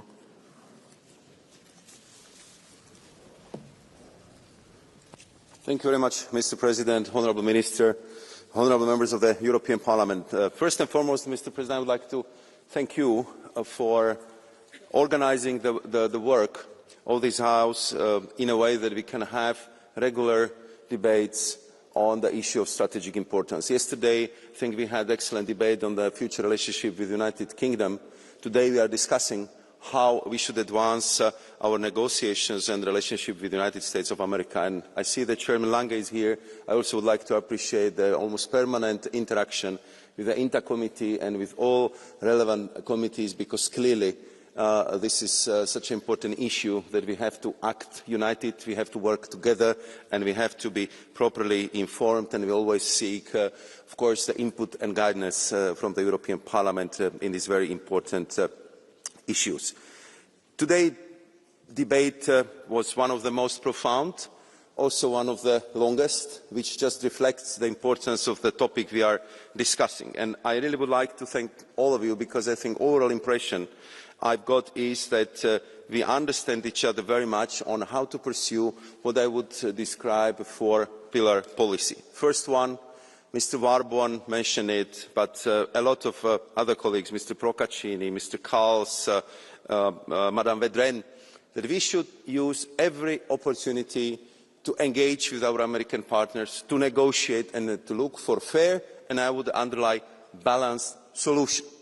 As you can imagine, it's not easy, but I can also reassure you that we will do our utmost to arrive at that destination, because we, as the biggest trading partner of the United States of America, with millions of jobs to be affected by these measures on both sides of the Atlantic, feel responsibility for making sure that we would find the best possible solution for both of us. Many of you proposed the ideas which, frankly, we already tested, we proposed, and we are waiting for the reaction from our American partners. For example, zero tariffs for cars, but also for industrial goods, looking what we can do in different certification processes just to make sure that we would make it easier for our businesses and not more complicated for them to actually profit from this biggest, most massive trade relationship on this planet. I was personally discussing with Secretary of Commerce, Mr. Latnik, and Mr. Jamieson Greer, who is leading the USTR offices on multiple occasions, and we spent together dozens and dozens of hours on where we would be much stronger if we would act together. Let's tackle the dependencies if it comes to critical raw materials, if it comes to key supply materials for our medicines. Let's tackle together overcapacity in the steel sector, because I believe that these are the areas where we can clearly achieve much more together if we work as allies, as partners. So let's see what would be the reaction from our American partners. At the same time, I would like to reassure everyone, especially Mr. López Aguilar, that we do not feel weak. We do not feel under undue pressure to accept the deal which would not be fair for us. We are absolutely clear that we are the biggest trading bloc on this planet, with very strong economy and with very biggest actually the network of our free trade agreements. And we know that this negotiation might not in the end succeed despite of all our sincere efforts. So therefore, we of course are preparing for the possible and might be needed rebalancing. As you've been informed about our first set of measures, which we suspended because we wanted to create space for negotiations, so we will be continuing our preparation for the further rebalancing if needed. And I would like to reassure all of you that all options are clearly on the table. Third very important element raised by many of you is that we have to highlight that these tariffs are simply unjust, unfair and in total breach of international commercial law. And therefore, we are also considering another options and to challenge these measures in the WTO.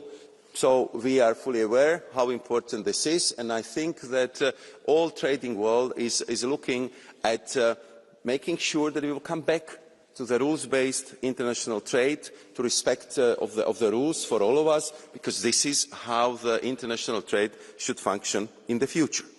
And the last point, and thank you very much who mentioned it so clearly, Madam van Brandt, Madam Hahn, Madam Niebler, and I appreciate also the support from Mr. Oliveira, who was highlighting the importance of diversifying our trade relations.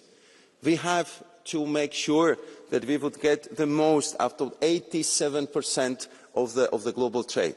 And I can tell you that our phones are not stopping ringing all the time, because everyone wants to accelerate free trade agreements, negotiations with us. Everyone wants to open it if they are not open, and we are clearly opening more avenues, and I'm sure that after this mandate, the European Commission will have much larger free trade networks than it has right now, and it will be clearly to the benefits of our workers, of our businesses, of our SMEs, because we are going to open for the new market access and we are going to promote the European fair, sustainable way of trading. And if you allow me, on the last point, Mr. President, I totally agree with you that we need not only to look abroad, but also to look what we can do better inside of our European Union. And I think that this particular situation with the tariff, highlighting that also on our internal market, we still have too many barriers, which are limiting the potential of our single market, which are making it difficult for our businesses, especially for our SMEs, to strive even more on the single market. And therefore, Executive Vice President Mr. Séjourné was clearly tasked by our President Ursula von der Leyen to focus on this like the laser beam, to remove the tariffs, to increase the potential of the single market, because that's a very strong response. This is where we could be much more forceful than in the past, and I believe that combination of all these measures would make sure that Europe will not remain only the biggest trader on this planet, but also strongest economy we have, and in a close cooperation with the partners who share the same ideas, the same principles if it comes to international trading. Thank you very much, Mr. President. Thank you very much, Mr. Sefcovic. On behalf of the Council, Minister Slapka. Thank you very much, Mr. President, Mr. Commissioner, honourable members. Thank you very much for this debate.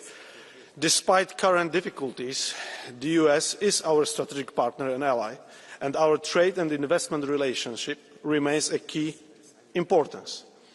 The sheer unpredictability of the current trade and investment environment is detrimental to both the EU and the US, as well as globally. We therefore remain committed to engaging and finding a fair and mutually balanced negotiated solution. At the same time, we need to focus on ourselves, what we can do more to help our industry to enhance competitiveness and spur economic growth in the EU. The unity has characterised our approach so far, and I believe it will remain our key asset also in the future. Under any scenario, we are determined to promote our common interest and defend our legitimate rights. Together, in a spirit of unity, we shall achieve our goals. Thank you very much. Thank you very much, Minister. The debate is closed. The next item on the agenda is Parliament's statements, CO2 emissions performance standards for new passengers, cars and new light commercial vehicles for 2025 and 2027. I would like to inform members that there will be only one round of political group speakers for this debate, 1 minute each one. Therefore, there is no catch-the-eye procedure and no blue cards will be accepted. As first speaker, on behalf of our first speaker is Mr. Hiske.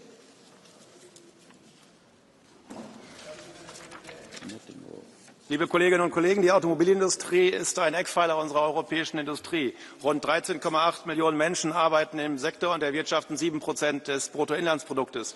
Wir wollen, dass auch in Zukunft Automobilgeschichte in Europa geschrieben wird. Doch die Branche steht unter erheblichem Druck. Globale Unsicherheit, technologischer Wandel, restriktive Vorgaben der Politik und die Zölle, die wir gerade diskutiert haben. Viele Hersteller werden ihre Klimaziele für 2025 nicht erreichen können. Es drohen hohe Strafen. In dieser angespannten Situation wäre es ein fatales Signal aus Brüssel, wenn es Strafzahlungen gäbe. Die andere Möglichkeit, Pooling-Vereinbarungen mit ausländischen Herstellern eingehen und dadurch direkt die Konkurrenz zu stärken, das lehnen wir ab. Wir wollen Industrie und Arbeitsplätze in Europa halten. Flexibilität ist daher notwendig und genau diese Flexibilität bringt der Kommissionsvorschlag. Wir werden dabei auch die Klimaziele einhalten, also eine Win-Win-Situation. Liebe Kolleginnen und Kollegen, lassen Sie uns gemeinsam den ersten wichtigen Schritt zur Rettung unserer Industrie gehen. Stimmen Sie heute dem Dringlichkeitsverfahren zu und am Donnerstag auch dann dem Vorschlag. Vielen Dank. Vielen Dank. Mr. Giske spoke on behalf of the EPP Group. On behalf of the Socialists and Democrats, Mr. Kahim, you have the floor. Thank you, President. With today's decision, we are asked to add flexibility for the 2025 target for the European automotive sector. It is no secret that my group has not been particularly fond of this proposal, but it is an urgent proposal. Tariffs on European cars, tariffs on steel, energy extortion from autocratic states, we cannot sit around and wait. That's why today I'm calling all my colleagues to agree on the urgency procedure today. We're only doing this because we recognize the legitimate fears and the uncertainty that many of the European automotive workers are facing today. Unfortunately, they are the ones who will suffer from the failures of their bosses to recognize the sign of times. It also means that this is a one-off measure, because if we do not want to lose the race in the long run, European manufacturers must see this as their final warning and final push for smaller, more affordable electric vehicles into the market before they will be pushed out of it instead. Thank you very much. Thank you very much. On behalf of Patriots for Europe Group, Monsieur Bardella. Merci, Monsieur le Président. L'Union européenne, à travers le Green Deal, a imposé aux constructeurs automobiles une transition à marche forcée totalement déconnectée des réalités industrielles et stratégiques de l'Europe. Depuis des années, vous enchaînez les contraintes sur nos industriels sans jamais mesurer les conséquences de telles contraintes sur la croissance. Et voilà qu'aujourd'hui, vous découvrez avec une naïveté confondante que vous avez mis à genoux notre filière automobile en offrant à la Chine le monopole du véhicule électrique en Europe. Le moratoire de 3 ans que vous proposez ne réglera rien. Il acte seulement une chose, l'échec d'une politique industrielle hors sol basée sur la décroissance. Persister dans cette approche en oubliant la volonté des consommateurs mènera à une impasse industrielle et à un échec historique avec des conséquences irréversibles sur notre sol. Alors oui, nous voterons ce rapport, mais renouer avec le chemin de la puissance passera par une rupture avec cette idéologie de la décroissance imposée à nos États par Bruxelles. Ce sera retrouver la maîtrise de nos choix industriels, de nos emplois et de notre avenir, et c'est enfin réaffirmer une vision économique simple et claire, et c'est la nôtre, produire, produire et produire. Merci, Monsieur Bardella. On behalf of the ECR Group, Señor Fidanza. Grazie Presidente. Da mesi chiediamo invano una risoluzione urgente sulla crisi che colpisce il settore dell'automotive. Oggi, dopo tante insistenze, ci troviamo finalmente a discutere almeno l'emendamento della Commissione che consente ai costruttori di dilazionare le emissioni su base triennale anziché su base annuale. Un passo che va certamente nella giusta direzione, ma che rimane insufficiente per rispondere al problema delle multe, che peraltro continuerà a riguardare, e questo è davvero incomprensibile, colleghi, il settore dei veicoli pesanti, nonostante la quota di immatricolazioni di veicoli pesanti a zero emissioni sia stata appena del 2,3% a livello europeo. E non solo, occorre affrontare più alla radice la crisi del settore automotive, occorre anticipare il più possibile la revisione dell'intero regolamento, rispettando pienamente il principio di neutralità tecnologica, costantemente violato in nome del sacrificio della nostra industria all'elettrico cinese, e difendendo quindi con forza imprese e lavoratori europei da un declino che ci stiamo imponendo da soli. Grazie, onorevole. On behalf of the Renew Group, Mr. Herbrandi. Thank you, Mr. Chairman. And this week we will most probably vote in a large majority in favour of more flexibility for our European car industry to comply with the CO2 standards. And the Renew Group supports this amendment. However, this is not something to be cheerful about. It's a clear sign of the competitive weakness of our car industry. We all knew years ago that the future car would be electric, for technical reasons, for energetic reasons, and for climate reasons. And although our industry tried to make this switch, it did so reluctantly. Our national governments were equally reluctant to develop the right policies to facilitate this historic and revolutionary transition. This flexibility does buy time for our industry. However, let it be a lesson for both industry and our governments. If we want to continue driving European cars in the future, we should step up our game. Industry should, by finally fully embracing the electric revolution and stop undermining public policies. And government should, by facilitating the electric transition. And this should be a joint public-private effort. And I call upon industry and the European Commission to work on that. Thank you. Thank you very much. Dear colleagues, we are finishing on time. Dear colleagues, we are finishing on time, so I beg you to respect the speaker and keep silence. Please. I beg you to respect the speakers. Our next speaker is Mr. Tegethoff on behalf of the Greens.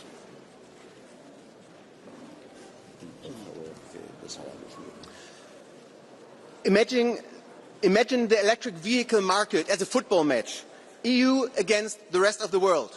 In the first half, we slept. We fell behind by one goal. Our team, our industry was not competitive. Now we are in the second half. We need to catch up. And the team came out of the dressing room motivated and full of drive.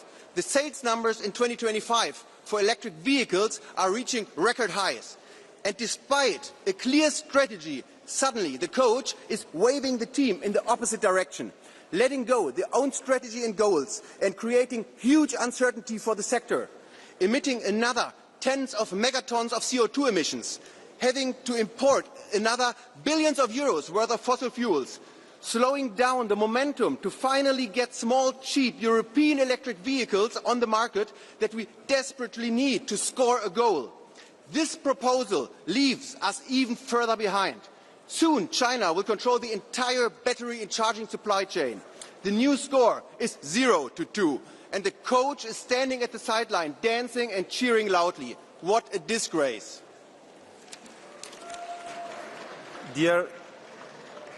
Dear colleagues, we still have two more speakers. Please, let's respect them. Okay?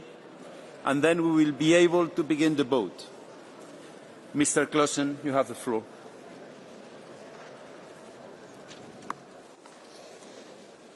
så står vi her igen. Endnu en gang ser vi et forsøg på at udvande nødvendig klimalovgivning.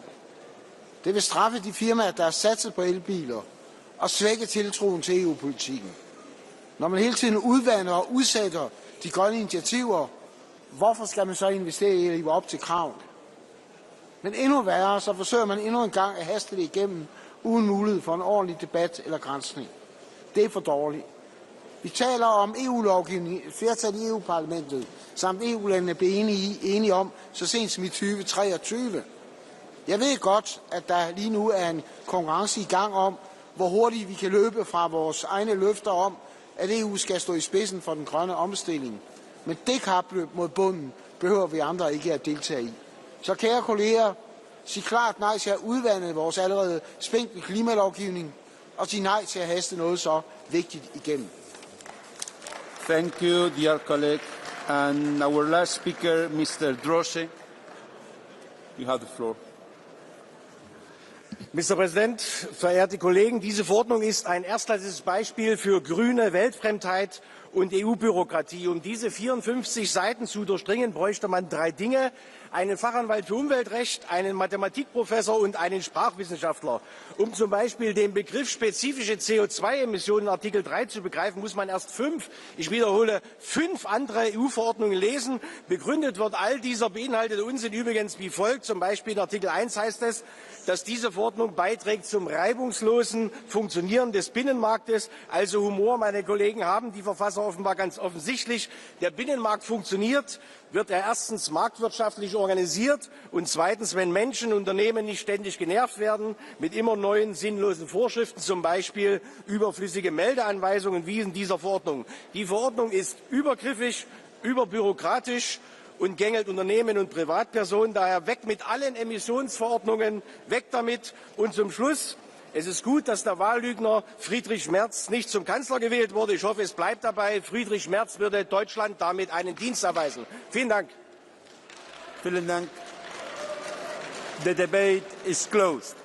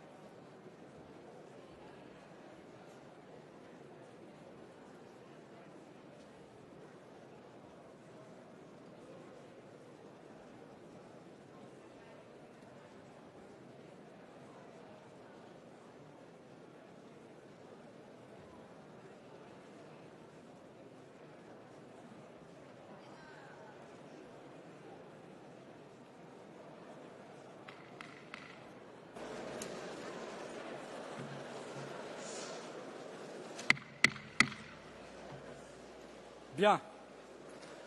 La séance est reprise. Je demande aux collègues qui sont dans les travées de bien vouloir prendre place.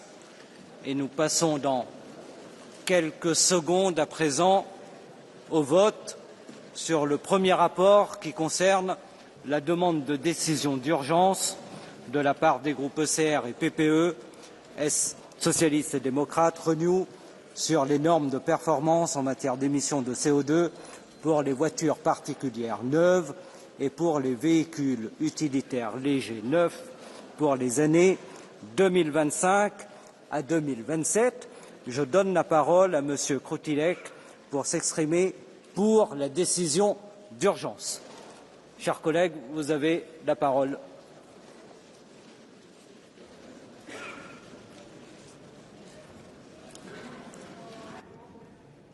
It work? Yeah. Thank you.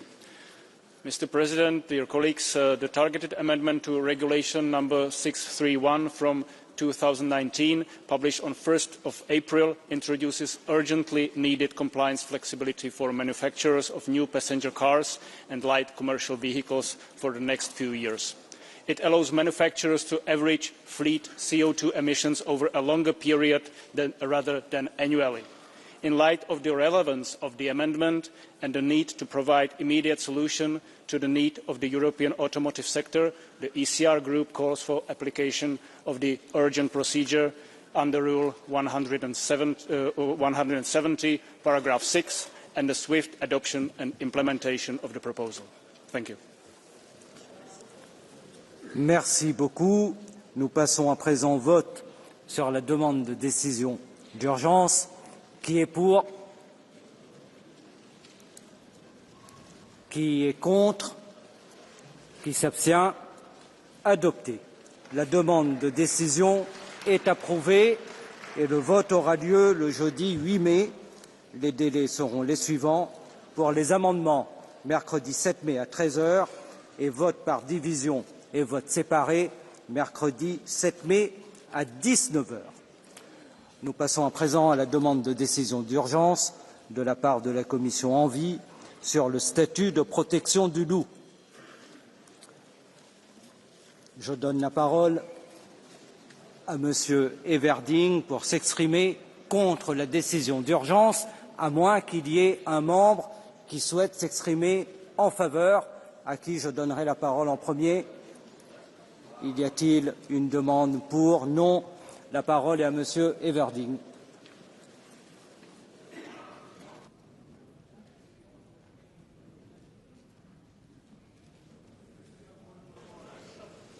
Mikro. Okay.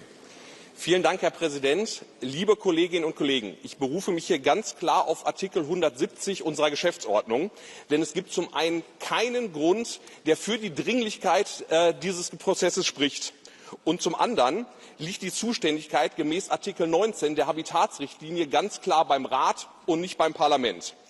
Kann es vielleicht sein, dass in einigen Köpfen hier der Gedanke entstanden ist, dass damit geliebäugelt wird, dass die strengen Vorgaben, die Artikel 19 der Habitatsrichtlinie fordern, eben die Einstimmigkeit, dadurch umgangen werden sollen, dass hier durch eine einfache Mehrheit der Schutzstatus abgesenkt werden soll?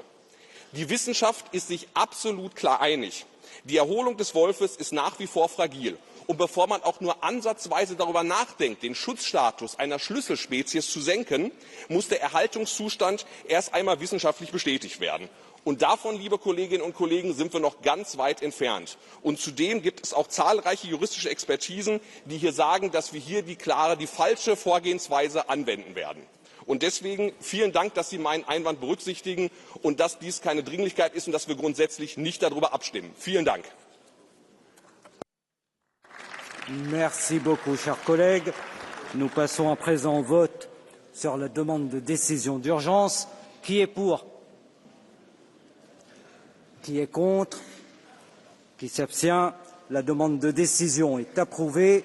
Le vote aura lieu le jeudi 8 mai. Les délais seront les suivants.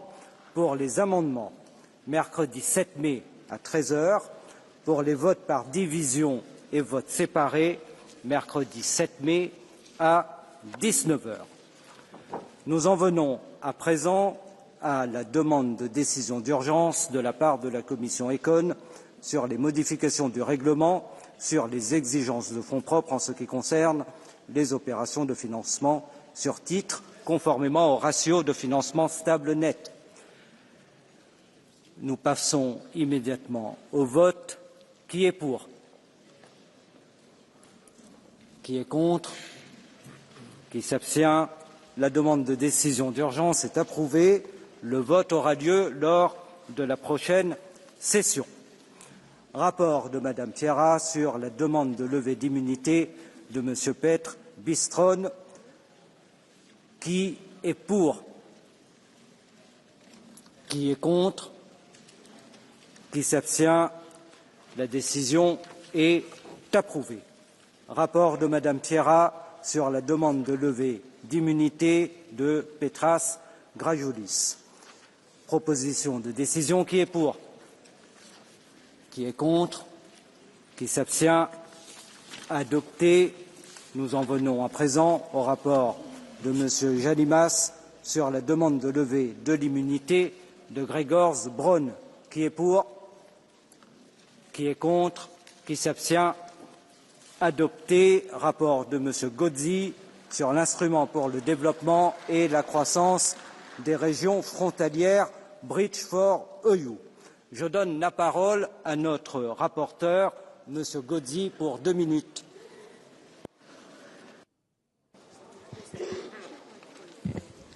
Alors, work. Oui, ok, voilà. Alors, je recommence. Merci, Monsieur le Président. Alors que nous clôturons notre deuxième lecture du règlement Bridge for You, un pont pour l'Europe, nous franchissons la ligne d'arrivée d'une négociation de 7 ans sur un instrument visant à lever les obsolètes murs bureaucratiques qui entravent la vie de 150 millions de citoyens, les citoyens qui vivent dans une région frontalière à l'intérieur de l'Union européenne. Permettez-moi, Monsieur le Président, de saisir cette opportunité pour vous remercier personnellement de votre soutien indéfectible en tant qu'ancien président de la Commission du développement régional, ainsi que de remercier les rapporteurs fictifs et tous les groupes politiques pour leur confiance, leur approche constructive et leur engagement actif. Ces règlements peuvent véritablement changer la donne en renforçant la coopération transfrontalière régionale et en libérant les potentiels des projets européens ainsi que leur impact sur nos territoires. Chers collègues, voici l'Europe des solutions concrètes pour tous, celles que nous défendons ici ensemble dans ce Parlement. Merci. Bravo. Bravo. Merci beaucoup, cher rapporteur, pour votre travail sur ce rapport. Je n'ai pas reçu d'amendement ni de proposition de rejet de la position du Conseil. La position du Conseil est donc réputée approuvée et l'acte est ainsi réputé adopté.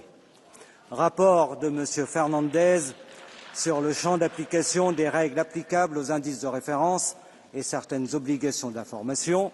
Je n'ai pas reçu d'amendement non plus, ni de proposition de rejet de la position du Conseil. La position du Conseil est donc réputée approuvée et l'acte est ainsi réputé adopté. Rapport de Mme Tinagli sur les statistiques européennes du marché du travail concernant les entreprises. Pas d'amendement ni de proposition de rejet de la position du Conseil. La position du Conseil est donc réputée approuvée et l'acte est ainsi adopté. Nous en venons au rapport de M. Showbiz sur le règlement sanitaire international. Nous votons sur l'approbation par appel nominal. Le vote est ouvert.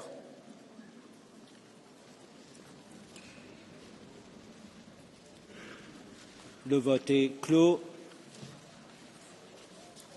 Il est adopté très largement. Nous en venons au rapport de M. Lewandowski sur la mobilisation du Fonds européen d'ajustement à la mondialisation en faveur des travailleurs licenciés, demande Van Roel, Belgique. Nous votons sur l'amendement 1. Qui est pour? Qui est contre? Qui s'abstient? Il est rejeté. Nous votons sur l'amendement 2. Qui est pour? Qui est contre? Qui s'abstient? Non. Qui est pour? Qui est contre? Qui s'abstient? Il est rejeté. Nous votons à présent sur le considérant F par appel nominal. Le vote est ouvert.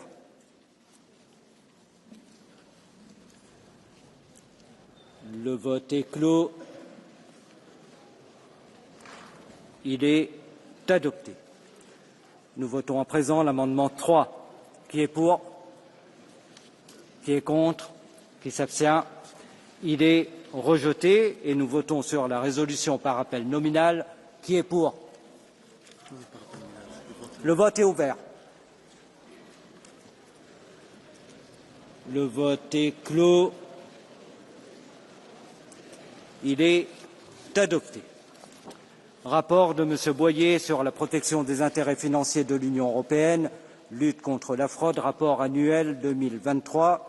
Nous votons l'amendement 9 par appel nominal. Le vote est ouvert.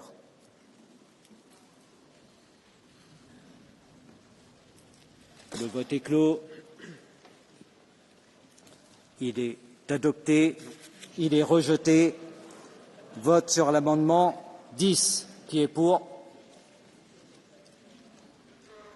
Qui est contre? Qui s'abstient? Il est rejeté. Vote sur l'amendement 11. Qui est pour? Qui est contre? Qui s'abstient? Il est rejeté. Vote sur l'amendement 12. Qui est pour? Qui est contre? Qui s'abstient? Il est rejeté. Vote sur l'amendement 13. Qui est pour? Qui est contre? Qui s'abstient? Il est rejeté. Vote sur l'amendement 3. Qui est pour? Qui est contre? Qui s'abstient? Il est rejeté. Vote sur l'amendement 4. Qui est pour? Qui est contre? Qui s'abstient? Je pense qu'il faut checker. Le vote est ouvert.